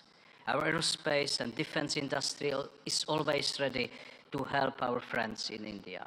In all sectors of our industry, we are proud of traditional and new products and their quality. The third key is applied research in fields like healthcare and medicine. There are many major issues in public health: lifestyle diseases, sustainability of public health systems, and the new health dangers. COVID-19 is a typical example. It shows us the benefits of international cooperation, sharing results and experience, and fighting the virus faster than ever before. It also shows us the need to be prepared for other new dangers. In health and medical science, fast innovation can bring big benefits to people. Its importance will only increase. There are many bad demographic and lifestyle trends in the world today. And health and medical research is also a very important driver of future economic growth. I am very pleased that Czech Republic and Indian universities cooperate successfully in this area. Tomorrow I will visit the NIMS University in Jaipur. It has a strong focus on medical research and training of health professionals. It is an institution which applies experience of top Czech and Indian experts. Ladies and gentlemen, I briefly presented 3 areas, 3 keys which can unlock the gate to our future. With them, we have a chance for a sustainable future. It offers a better life for humanity. All of them are connected to science, technology, and innovation. This is intentional. I believe that knowledge is the most important factor for growth, well-being, and happiness.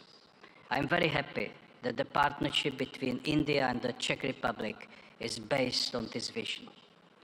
We show this today together with Prime Minister Modi by endorsing our strategic partnership on innovation.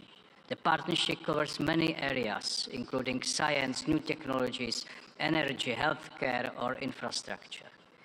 There is great potential in this joint statement. India and Czechia understand the role of innovation in solving the challenges of today. Our countries believe that the economy of the future will depend on deep cooperation. This gives me great hope that our partnership will bring concrete results for our peoples. Ladies and gentlemen, the future can bring many new problems, but we already know how to be prepared by focusing on skills and innovations and by working with trusted partners. I wish you a successful discussion and thank you.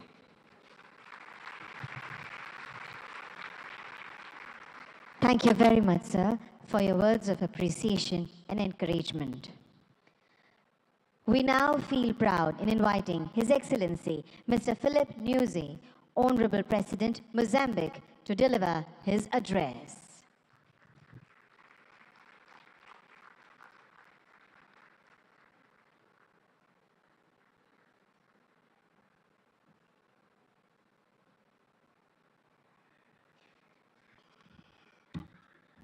Muito obrigado. Sua Excelência Narendra Modi Ji, Primeiro-Ministro da República da Índia. Sua Excelência José Ramos Horta, Presidente de Timor-Leste. Sua Excelência Petra Fiala, Primeiro-Ministro da República Tcheca. Sua Excelência Bhupendra Patel, Ministro-Chefe do Estado de Gujarat. Senhores ministros presentes nesta cimeira, minhas senhoras e meus senhores. Inicio a minha intervenção saudando e agradecendo a Vossa Excelência e meu irmão Narendra de Moradas Modi, Primeiro-Ministro da Índia, pelo convite que nos foi formulado na qualidade de parceiro para participar neste evento de grande relevância para os nossos países. Aproveito a ocasião para felicitar a vossa presidência do G20, o momento histórico que conseguiu colocar o continente africano, ou seja, a União Africana, como membro permanente do G20. Saudamos de forma distinta a Sua Excelência Bhupendra Patel, Ministro-Chefe do Estado de Gujarat, ao povo e governo de Gujarat, pelo acolhimento que nos tem sido dispensado desde a nossa chegada a esta histórica cidade industrial, o maior centro de refinaria de petróleo do mundo e de corte e polimento de diamantes. Senhor Primeiro-Ministro, Excelências, em Ahmedabad me sinto em minha própria casa, pois foi daqui que adquiri conhecimentos que me tem ajudado a adicionar ao que antes tinha conseguido, e com o espírito de sempre aprender, me permite dar a minha humilde contribuição para o desenvolvimento do meu país, Moçambique. Suprabat Mara Gujarat Deshuacion. Umujamaju Habar Namaste. A República de Moçambique participa neste fórum singular de Gujarat com o objetivo de aprender e partilhar a experiência a nível estatal, empresarial, da sociedade civil e da academia, conforme está estruturado no evento. É nosso interesse identificar oportunidades e estabelecer parcerias para coletivamente e com base em vantagens mútuas criar alicerces para o desenvolvimento harmonioso, criação da riqueza e do bem-estar para os nossos povos. A República da Índia e o Estado de Gujarat, em particular, oferecem a muitos países em desenvolvimento a oportunidade de partilhar a experiência de resiliência e de superação perante obstáculos ao desenvolvimento. O fato desta Cimeira Bienal, instituída há mais de 20 anos, assumir-se como ponto de partida para a autossuficiência de uma região.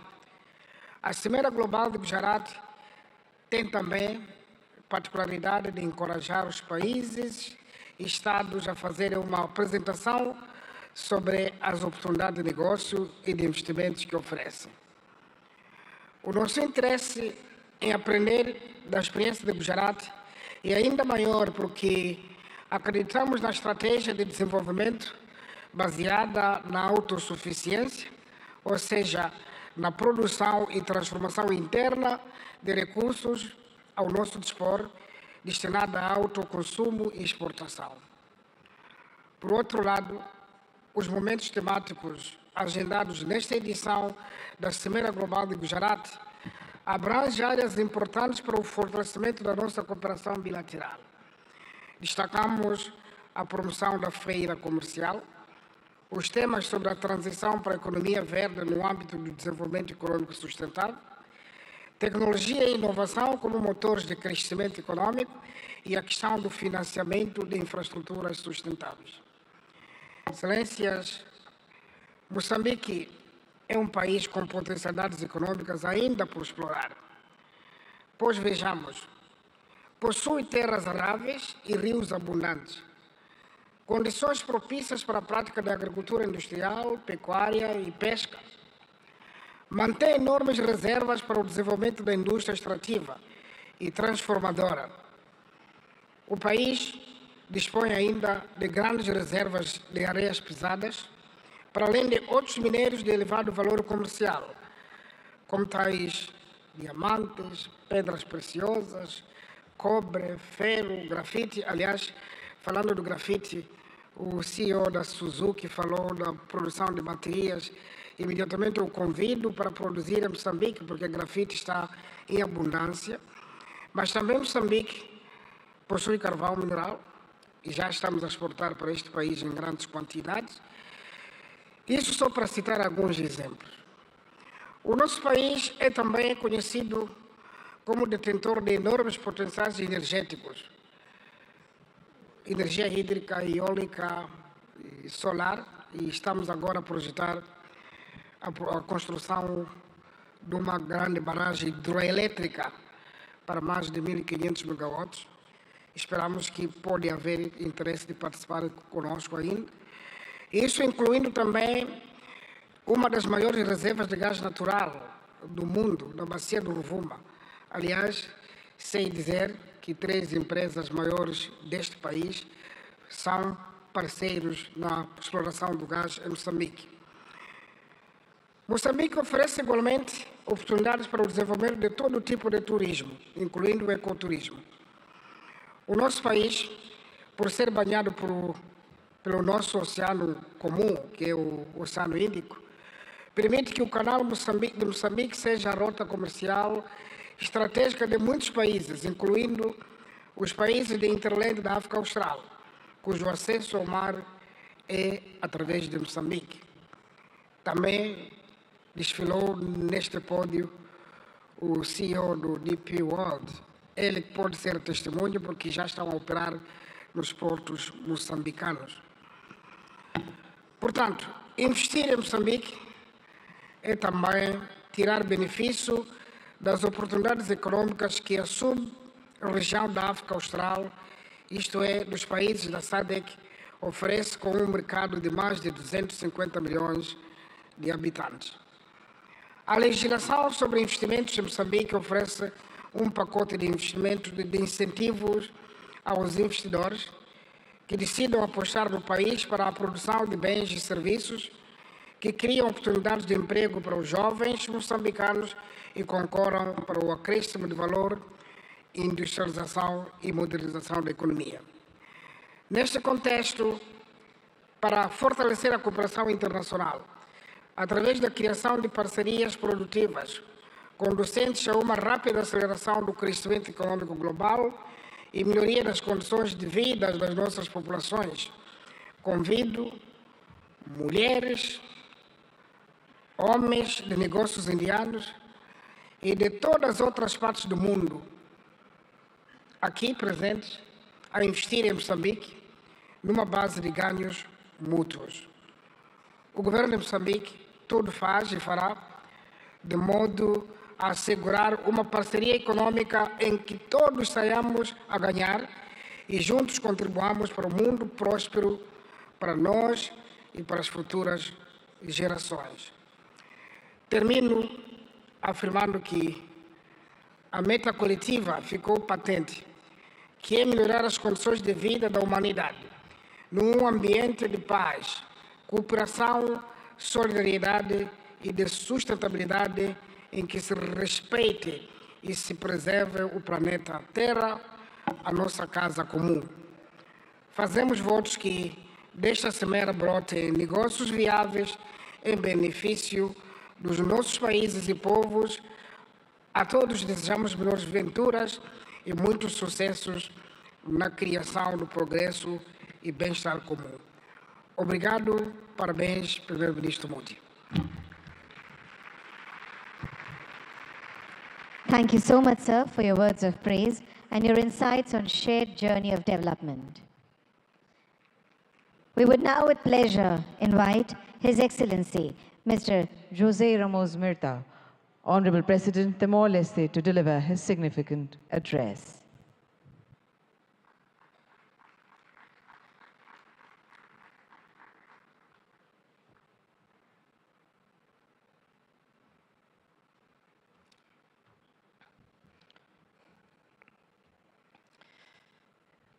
Excellency Prime Minister Modi, Chief Minister Patel, Excellency President of Mozambique, Felipe Jacinto Nyusi, Prime Minister of Czech Republic, ladies and gentlemen. It is always a real pleasure to set foot on this land of a great ancient civilization. I first visited India on a personal capacity in April 1992, having spent more than a week in Dharamsala. My first official visit was in 2003 as Senior Minister of Foreign Affairs of the newly independent Timor-Leste. I visited again India in 2013, 2014, 2015 in different capacities. In my previous position as Senior Minister of Foreign Affairs, I wholeheartedly supported India's meritful right to be a permanent member of the UN Security Council. And I'm continuing to advocate for India and for Indonesia, two Asian countries, to be permanent members of a reformed, expanded, more representative UN Security Council. As chair of, in 2014-15, of the high-level independent panel on UN peace operations, I visited Delhi for extensive consultation with leaders including senior military officers. I work closely with the Permanent Mission of India to the UN in New York as we produce a 100-page report and recommendations on how the UN should anticipate, respond more timely and effectively to the new emerging security challenges. This is my relationship with India. My sincere appreciation for the invitation to address this prestigious international forum, my gratitude to a great visionary, transformative leader, Prime Minister Narendra Modi, who conceived the 10th Vibrant Gujarat Global Summit in 2003. Gratitude for the warm reception extended to me and members of my delegation. This forum, now renowned globally, has been a catalyst for business networking, knowledge sharing, strategic partnerships, inclusive growth, and sustainable development. The state of Gujarat, driven by an inherent entrepreneurial spirit, has emerged as an industrial leader and a favored destination for investment. Timor-Leste, for its part, represents an oasis of peace, tolerance, and stability, where fundamental rights and freedoms are strictly safeguarded. The International Media Watch, called Reporters Without Borders, based in Brussels, rates Timor-Leste number 10 globally in media freedom out of 193 countries. Timor-Leste stands out with a business environment conducive to investments, having consolidated global presence as an active member of the United Nations, the Community of Portuguese-speaking countries, CPLP, a pioneer, founder of the G7 Plus Fragile States, leader and spokesperson in climate change within LDCs and SEEDS. We are progressing our membership process with WTO, which should happen probably in February, hoping to formally exceed by March this year. Formal ASEAN membership should occur in 2025. We are committed to creating a favorable business environment with legislation in line with international best practices, protecting foreign investments, eliminating double taxation, open PPPs, BOTs, and any other mutually beneficial modality consistent with the priorities outlined in our National Strategic Development Plan. We have a sovereign wealth fund with significant investments in U.S. Treasury bonds and other developed market bonds, and have invested significantly in equities internationally with more than 1,000 portfolios, with annual returns of over 8%.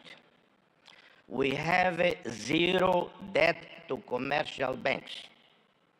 Our debt to regional or multilateral lending institutions is 13% of our GDP. Our young and vibrant diaspora present in countries such as Australia, South Korea, Indonesia, Malaysia, Portugal, the United Kingdom contribute significantly to the development of both host countries and Timor-Leste, with foreign remittances being an important part of our society well-being. We invite you, ladies and gentlemen, to invest with us, be part of the realization of a dream. Opportunities abound. I outline some. In the tourism sector, almost the entire northern coast of Timor-Leste, plus Atauro and Jaco Islands, teem with the richest biodiversity in the world. That's according to Conservation International, not according to me personally. Boasting the healthiest coral biodiversity in the entire region, known as the Amazon of the seas. Atauro Island, located north of Timor-Leste's capital, is recognized as a most important part of the global center of marine biodiversity and a global priority for conservation.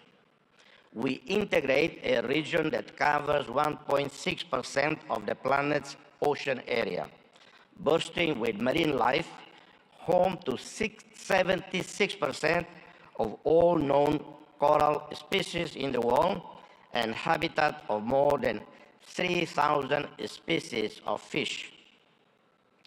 We are seeking investment and partnerships in hotels, resorts, homestays, convention centers, restaurants, services, customer support, wellness, and hospitals. In the oil, gas, minerals and renewables, we have a vast resources, oil and natural gas reserves, onshore and offshore, within our exclusive economic zone, where the Greater Sunrise gas field stands out, whose consortium led by Woodside is expected to bring this important wealth onshore very soon. In the coming years, Timor-Leste will invest in the construction of a modern gas pipeline and petrochemical industry as part of our major Tasimane project. This major national investment includes, among others, the construction of a refinery, the adaptation of our power station to natural gas, and the development of a multifunctional supply base for all the related needs. We also have large reserves of other minerals, huge marble structures, limestone, as you know, a key resource for the development of cement industries and other construction products, capable of feeding the domestic market and supplying growing foreign demand. Green economy, renewable energies. Committed to sustainable development, we seek to invest in renewable energy as prudent, incremental transition to renewable energies. We are looking forward to working with the UAE, led by a visionary leader, our friend, President Sheikh Mohammed bin Zayed Al Nahyan, with whom we share many commonalities. This is in line with commitments made at the recent COP28 summit held in Dubai. I take the opportunity to congratulate His Royal Highness, the President of UAE, Sheikh Mohammed bin Zayed Al Nahyan, for the success of the UAE chairmanship of the 28th Conference of the Parties to UNFCCC.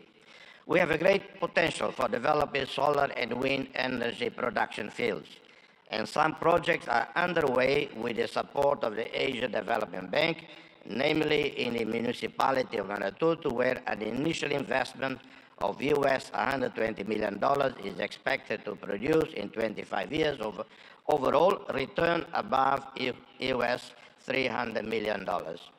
We seek to develop hydroelectrics with the construction of dams and mini hydroelectric plants that can take advantage of the mountainous terrain and rainy season, guaranteeing access to clean energy and reserve water for irrigation and urban supply.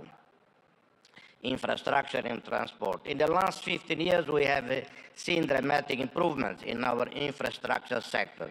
National roads, electricity now covering 96.1% of the country, one state-of-the-art port, the Port of Tiber Bay, operating since 2022, with a total investment of $280 million.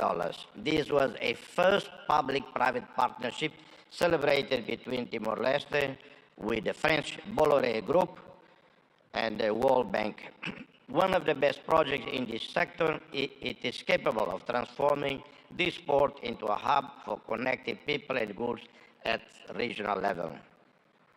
We are also starting the first phase of the expansion of Dili International Airport with an initial investment of $97.7 million, partially funded by the ADB, IFC, and the governments of Australia and Japan. This includes expanding the runway, building a modern terminal. This links up to a wider program facilitating air services with other national and regional airports, combined with aircraft maintenance network capable of transforming Timor-Leste into a hub for air connectivity and services. In connectivity, we are looking forward to the arrival onshore in Delhi in 2024, in 9 months from now, of a submarine cable from Port Hedland, Australia, a project funded by the Australian government. Health, the development of the national health system with improvement and modernization of our primary, secondary, tertiary healthcare network go hand in hand with investments planned in tourism, infrastructure, in different economic activities, responding to the needs of our national and foreign customers. We are looking at building new, modern, well-equipped hospitals. In 2002, we had 20 medical doctors for roughly 900,000 people. In 2024, we have over 1,200 medical doctors for 1,400,000 people. Our ASEAN roadmap and accession anticipates the construction of suitable infrastructure to host international summits, such as airports, communication facilities, five-star hotels, convention centers, modern health and hospital services. Agriculture, fisheries, and forestry. Timor-Leste has great potential for agricultural development. Traditional crops such as rice, coffee, maize, cassava, cocoa, vanilla. We have one of the best, I would say, the best coffees in the world. I apologize to any coffee producing country here, but I think we are rated the best in the world. And the Prime Minister, I suggest Indians should drink more coffee. That would help selling our coffee. We plan to develop projects that can respond to the needs of domestic consumers, enhance food security and self-sufficiency in order to reduce excessive dependence on imported food. We will invest more in the production, processing, distribution, and export of meat, fish, and seafood, milk, and dairy products with added value that may contribute to reducing malnutrition and poverty. Investments can also be in the reforestation of areas at risk of natural disasters, planting traditional species such as sandalwood, or those with great commercial potential such as mahogany. Inspired by India, we seek technologically sustainable growth, promoting innovation and digital economy. India has highly trained and specialized human resources in the new technology sector, taking advantage of the different telecommunications infrastructures. You have also been successful in developing highly profitable digital economy projects that benefit the entire production value chain. You have linked producers, distributors, retailers, and consumers on the one hand, and promoting increasingly innovative, creative, competitive products through digital platforms and social online networks on the other. Prime Minister, dear friend, we eagerly anticipate the inauguration of the Embassy of Democratic Republic of Timor-Leste in Delhi soon, this year. Simultaneously, we await with great anticipation the opening of the Embassy of India in Delhi, thereby solidifying the visionary concept put forth by Your Excellency Prime Minister Modi, a call to forge a Delhi axis of progress and development. The problem with Delhi is sometimes people intend to come to Delhi. Instead, they end up in Delhi. And it happened many times. This axis of progress is set to build upon the robust foundations laid by our shared bilateral and multilateral cooperation. It promises to be a testament to an enduring friendship, echoing the dedicated service of Indian diplomats, such as Ambassadors Kamalesh Sharma, Atul Kar, two dear friends, who serve in our country as special representatives of the UN Secretary General in Timor-Leste. Our gratitude extends to the 7,737 peacekeepers, military and police, who played a critical role over a decade of United Nations missions in Timor-Leste. India, a contributor, active contributor to UNTAED, UNICEF, UNOTIL, UNMIT, played critical role in fostering stability and security in Timor-Leste. India's commitment to assisting Timor-Leste in developing essential human resources, diplomats, and the leadership officers as part of its process to accession to ASEAN is highly commendable, and we are very grateful to you, Prime Minister. Notably, 12 diplomats have recently undergone training at the Sushma Swaraj Institute of Foreign Service, a demonstration of fulfillment of this commitment. We hope to expand this partnership in coming years. May this summit thrive as a catalyst for fostering fruitful partnership for global sustainable development and shared prosperity. I thank you, and God bless you all. Thank you. We are privileged to have heard the Nobel laureate, His Excellency Mr. Jose Ramzota. Thank you so much, sir, for your enriching address.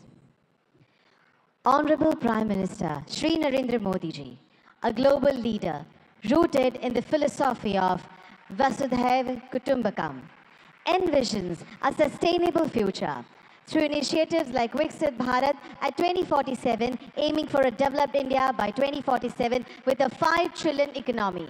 He relentlessly emphasizes sustainable growth. Hailing from vibrant Gujarat, Modi ji's leadership reflects its ethos of entrepreneurship and progress, showcasing Gujarat as a model for development. His global outlook aligns with a vision for an inclusive and prosperous future inspired by Gujarat's cultural richness and economic vibrancy. स्वयं की ज्योति से चमकेगा वो तो हीरा लाल है, स्वयं मस्तक पर जिसके दामोदर का हाथ है. Ladies and gentlemen, please join your hands together to welcome the one and only Honorable Prime Minister of India, Shri Narendra Modi ji.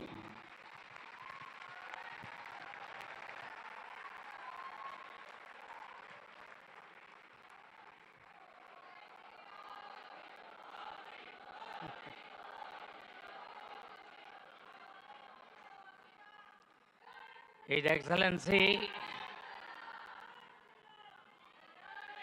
Mr. Philip Nyusi, President of Mozambique, His Excellency Mr. Ramos Horat, President of Timor-Leste, His Excellency Mr. Petr Fiala, Prime Minister of Czech Republic,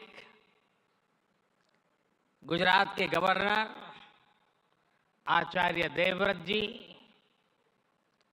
यहाँ के लोकप्रिय मुख्यमंत्री भूपेंद्र भाई पटेल, देश विदेश से आए हुए सभी विशेष अतिथि, अन्य महानुभाव, देवी और सज्जनों, आप सभी को 2024 की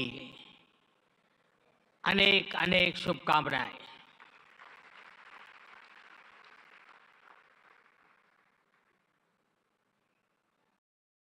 निकट भूतकाल में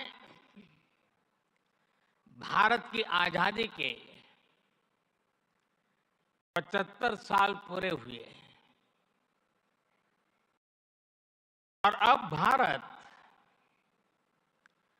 अगले 25 वर्षों के लक्ष्य पर काम कर रहा है। जब भारत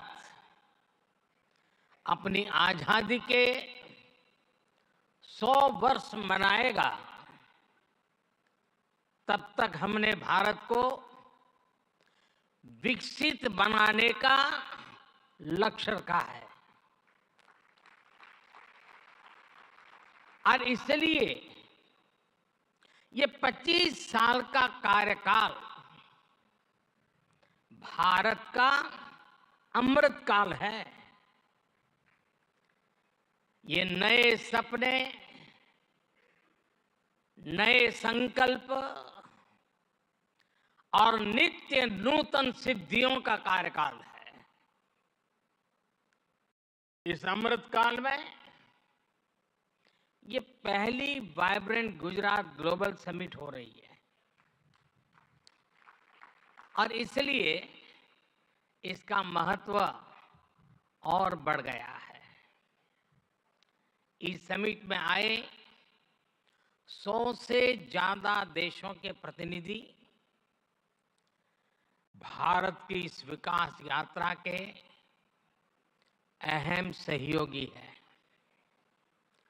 मैं आप सभी का स्वागत करता हूं, अभिनंदन करता हूं। फ्रेंड्स, यूएई के राष्ट्रपति मेरे brother his highness Sheikh Mohamed bin Zayed का इस आयोजन में शामिल होना हमारे लिए बहुत खुशी की बात है।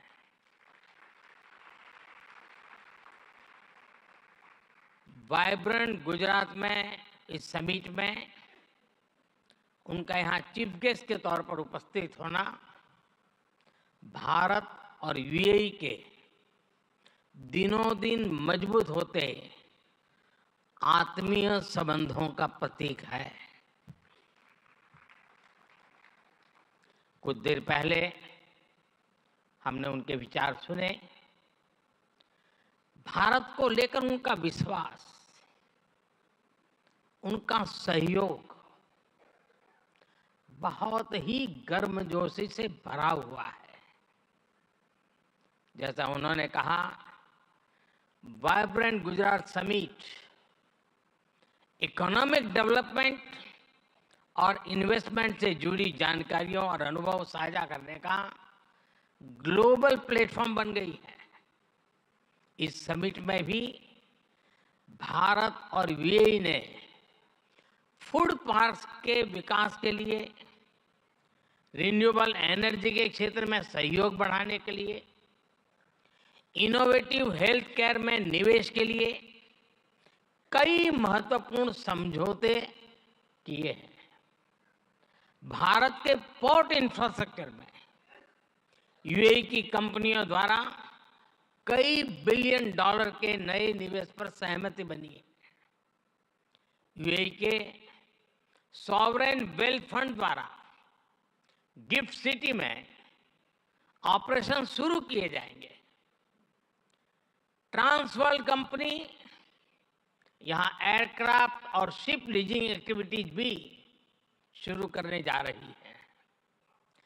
भारत और यूएई ने जिस तरह अपने रिश्तों को एक नई ऊंचाई दी है, उसका बहुत बड़ा श्रेय मेरे brother his highness Sheikh Mohamed bin Zayed को जाता है। फ्रेंड्स, मोजाम्बिक के प्रेसिडेंट हिज एक्सेलेंसी न्यूसी से कल भी मेरी बहुत विस्तार से बात हुई है। उनके लिए तो गुजरात आना पुरानी यादों को ताजा करने जैसा है। प्रेसिडेंट न्यूसी आईआईएम अहमदाबाद के एल्यूमनाई है।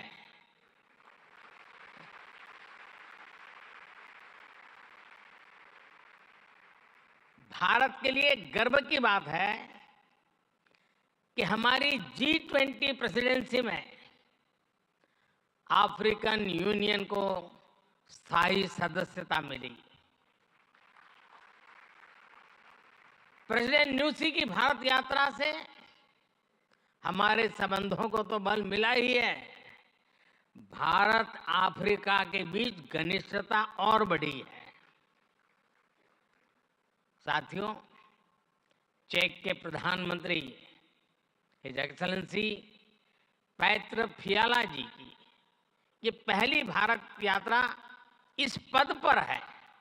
वैसे वो भारत पहले भी आए हैं। चेक लंबे समय से वाइब्रेंट गुजरात समिट से जुड़ा हुआ है। भारत और चेक के बीच टेक्नोलॉजी, ऑटोमोबाइल्स, मैन्युफैक्चरिंग जैसे सेक्टर्स में सहयोग लगातार बढ़ रहा है।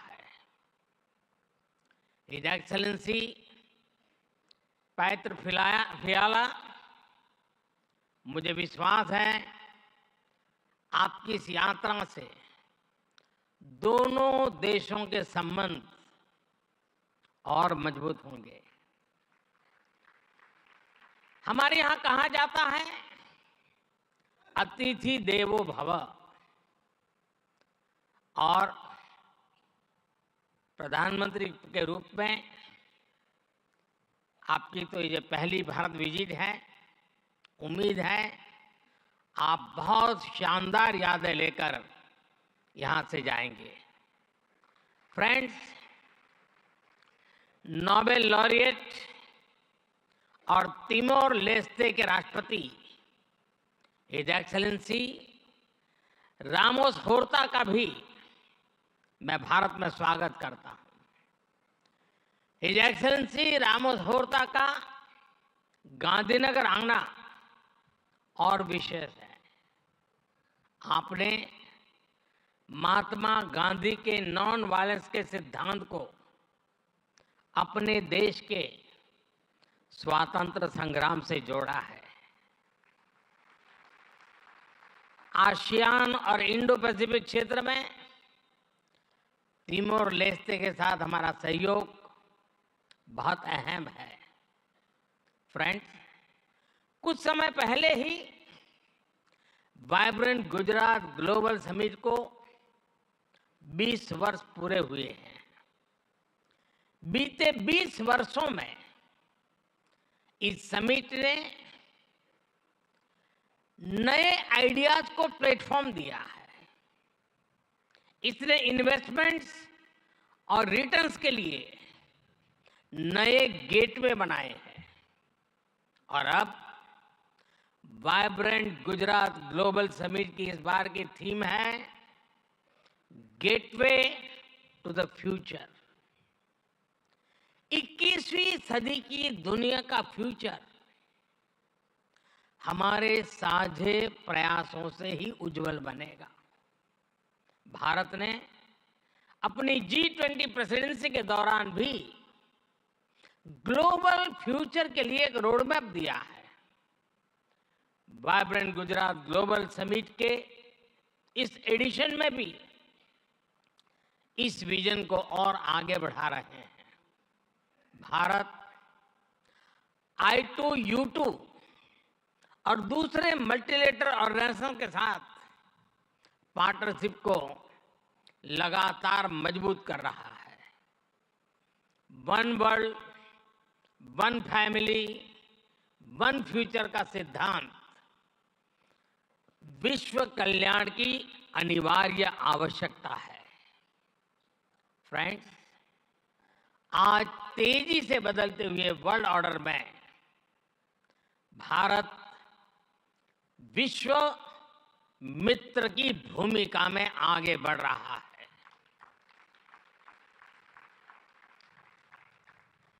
आज भारत ने विश्व को ये भरोसा दिया है कि हम साझा लक्ष्य तय कर सकते हैं, अपने लक्ष्य प्राप्त कर सकते हैं।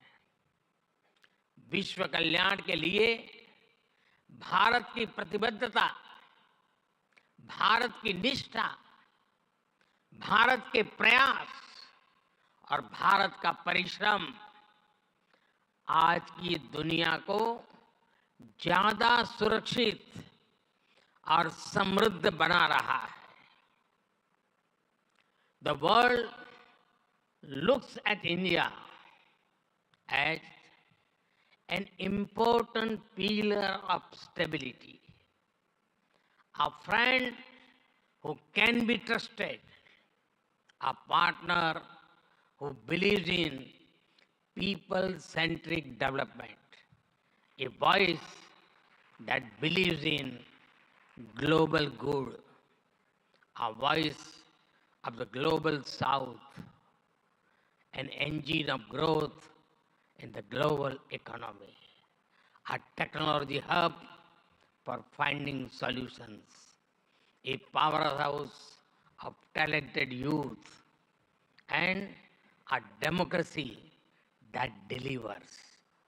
Friends, भारत के 1.4 बिलियन लोगों की प्रायोरिटीज और एस्पिरेशंस, ह्यूमन सेंट्रिक डेवलपमेंट पर उनकी आस्था, इंक्लूसिविटी और इक्वलिटी का हमारा कमिटमेंट, विश्व समृद्धि और विश्व के विकास का बहुत बड़ा आधार है। आज भारत दुनिया की 5th लार्जेस्ट इकोनॉमी है। 10 साल पहले भारत 11th पर था। आज दुनिया की हर प्रमुख रेटिंग एजेंसी का अनुमान है कि भारत अगले कुछ वर्षों में दुनिया की टॉप 3 इकोनॉमी में जाएगा।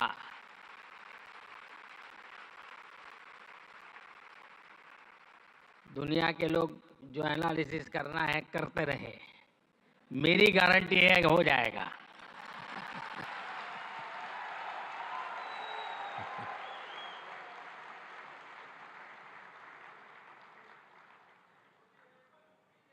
एक ऐसे समय में जब विश्व अनेक अनिश्चितताओं से घिरा हुआ है, तब भारत दुनिया में विश्व की एक नई किरण बनकर के उभरा है। भारत की प्राथमिकताएं बिल्कुल स्पष्ट है। आज भारत की प्राथमिकता है sustainable industry, infrastructure and manufacturing. आज भारत की प्राथमिकता है new age skills, futuristic technology, AI and innovation. आज भारत की प्राथमिकता है green hydrogen, renewable energy, semiconductors, इसका पूरा इकोसिस्टम। इसकी एक झलक हम vibrant Gujarat global trade show में भी देख सकते हैं। और मेरा तो आग्रह है कि ट्रेड शो जरूर देखें।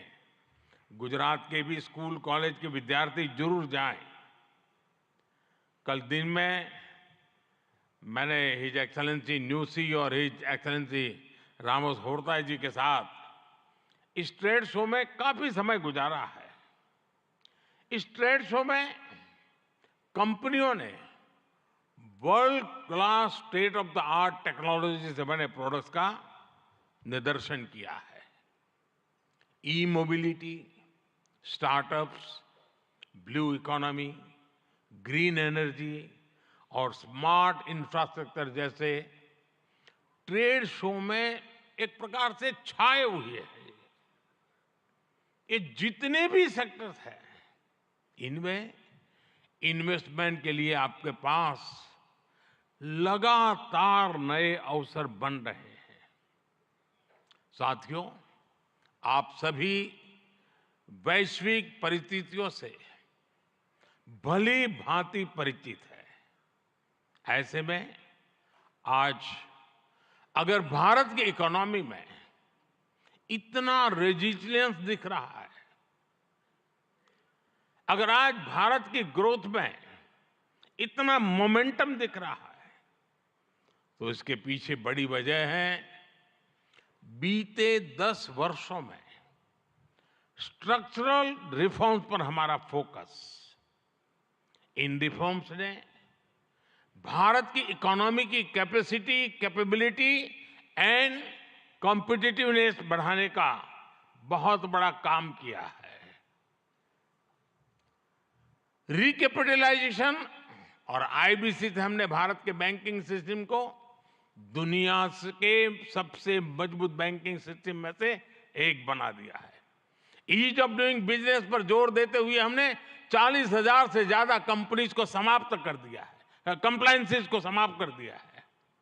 जीएसटी ने भारत में टैक्स के अनावश्यक जाल को खत्म किया है। भारत में हमने ग्लोबल सप्लाई चेन के डाइवर्सिफिकेशन के लिए बेहतर माहौल बनाया है। हाल में ही हमने 3 FTA साइन किए ताकि ग्लोबल बिजनेस के लिए भारत और अट्रैक्टिव डेस्टिनेशन बन सके। इनमें से एक FTA तो UAE के साथ ही हुआ है। हमने अनेक सेक्टर्स को ऑटोमेटिक रूट से FDI के लिए ओपन किया है। आज भारत इंफ्रास्ट्रक्चर पर रिकॉर्ड इन्वेस्ट कर रहा है। पिछले 10 वर्ष में भारत का कैपेक्स 5 गुना अधिक हो चुका है। फ्रेंड्स, भारत आज ग्रीन एनर्जी और अल्टरनेटिव एनर्जी सोर्स को लेकर भी अभूतपूर्व गति से काम कर रहा है। भारत की रिन्यूएबल एनर्जी कैपेसिटी 3 गुना बढ़ी है और सोलर एनर्जी कैपेसिटी में 20 गुना वृद्धि हुई है। डिजिटल इंडिया मिशन ने भारत में लाइफ और बिजनेस दोनों को ट्रांसफॉर्म कर दिया है। 10 वर्षों में सस्ते फोन और सस्ते डेटा से डिजिटल इंक्लूजन की नई क्रांति आई है। हर गांव तक ऑप्टिकल फाइबर पहुंचाने का अभियान, 5G का तेजी से विस्तार आम भारतीयों का जीवन बदल रहा है। आज हम दुनिया में तीसरे बड़े स्टार्टअप इकोसिस्टम है। 10 वर्ष पहले तक भारत में कुछ 100 स्टार्टअप थे। आज भारत में 1,15,000 रजिस्टर्ड स्टार्टअप्स है। भारत के ओवरऑल एक्सपोर्ट में भी रिकॉर्ड बढ़ोतरी हुई है। फ्रेंड्स, भारत में जो ये बदलाव आ रहा है वो भारत के नागरिकों की ईज ऑफ लिविंग भी बढ़ा रहा है, उन्हें एम्पावर कर रहा है। हमारी सरकार के 5 वर्षों में 13.5 करोड़ से ज्यादा लोग गरीबी से बाहर निकले हैं। भारत में मिडिल क्लास की एवरेज इनकम लगातार बढ़ रही है। भारत में फीमेल वर्कफोर्स के पार्टिसिपेशन में भी रिकॉर्ड वृद्धि हुई है। भारत के भविष्य के लिए ये बहुत अच्छी संकेत है और इसलिए मैं आप सभी का आह्वान करूंगा कि भारत की इस विकास यात्रा से जुड़िए, हमारे साथ चलिए। साथियों, लॉजिस्टिक्स को लेकर ईज ऑफ ट्रांसपोर्टेशन के लिए भी भारत में आधुनिक पॉलिसीज पर काम हो रहा है। 10 साल पहले भारत में 74 एयरपोर्ट थे। आज भारत में 149 एयरपोर्ट्स हैं। भारत का नेशनल हाईवे नेटवर्क पिछले 10 सालों में करीब करीब 2 गुना हो चुका है। 10 सालों में हमारा मेट्रो ट्रेन नेटवर्क 3 गुना से ज्यादा बढ़ चुका है। गुजरात हो, महाराष्ट्र हो या फिर हमारी ईस्टर्न कोस्ट लाइन हो, इनको आज डेडिकेटेड फ्रेट कॉरिडोर से जोड़ा जा रहा है। भारत में आज अनेक नेशनल वाटरवेज पर एक साथ काम चल रहा है। भारतीय पोर्ट्स का टर्न अराउंड टाइम आज बहुत कॉम्पिटिटिव हो गया है। G20 के दौरान जिस India middle east Europe economic corridor की घोषणा हुई है वो भी आप सभी इन्वेस्टर्स के लिए बहुत बड़ी बिजनेस अपॉर्चुनिटी है। फ्रेंड्स, भारत के कोने कोने में आपके लिए नई संभावनाएं हैं। वाइब्रेंट गुजरात समिट इसके लिए भी एक गेटवे की तरह है, गेटवे टू द फ्यूचर। और आप भारत में सिर्फ इन्वेस्टमेंट ही नहीं कर रहे बल्कि यंग क्रिएटर्स और कंज्यूमर्स की एक नई जनरेशन को भी शेप कर रहे हैं। भारत के एस्पिरेशन से भरी यंग जनरेशन के साथ आपकी पार्टनरशिप को वो रिजल्ट लाकर दिखा सकती है जिसकी आपने कभी कल्पना भी नहीं की होगी। और इसी विश्वास के साथ एक बार फिर आप सभी का वाइब्रेंट गुजरात समिट से जुड़ने के लिए मैं हृदय से बहुत बहुत आभार व्यक्त करता हूं और मैं आपको विश्वास दिलाना चाहता हूं कि आपके सपने ये मोदी का संकल्प है।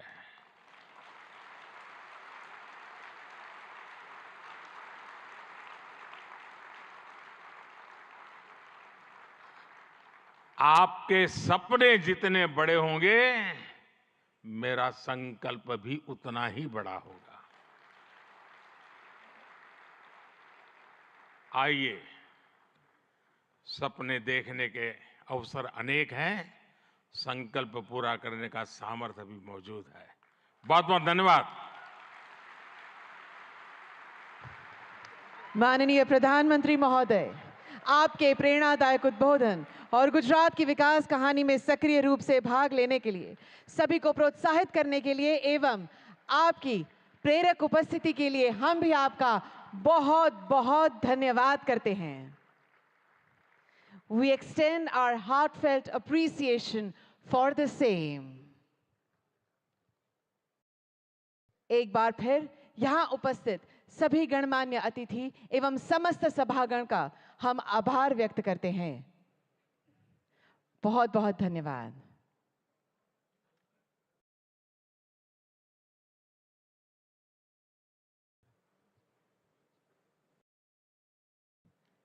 Thank you very much, Honorable Prime Minister, sir.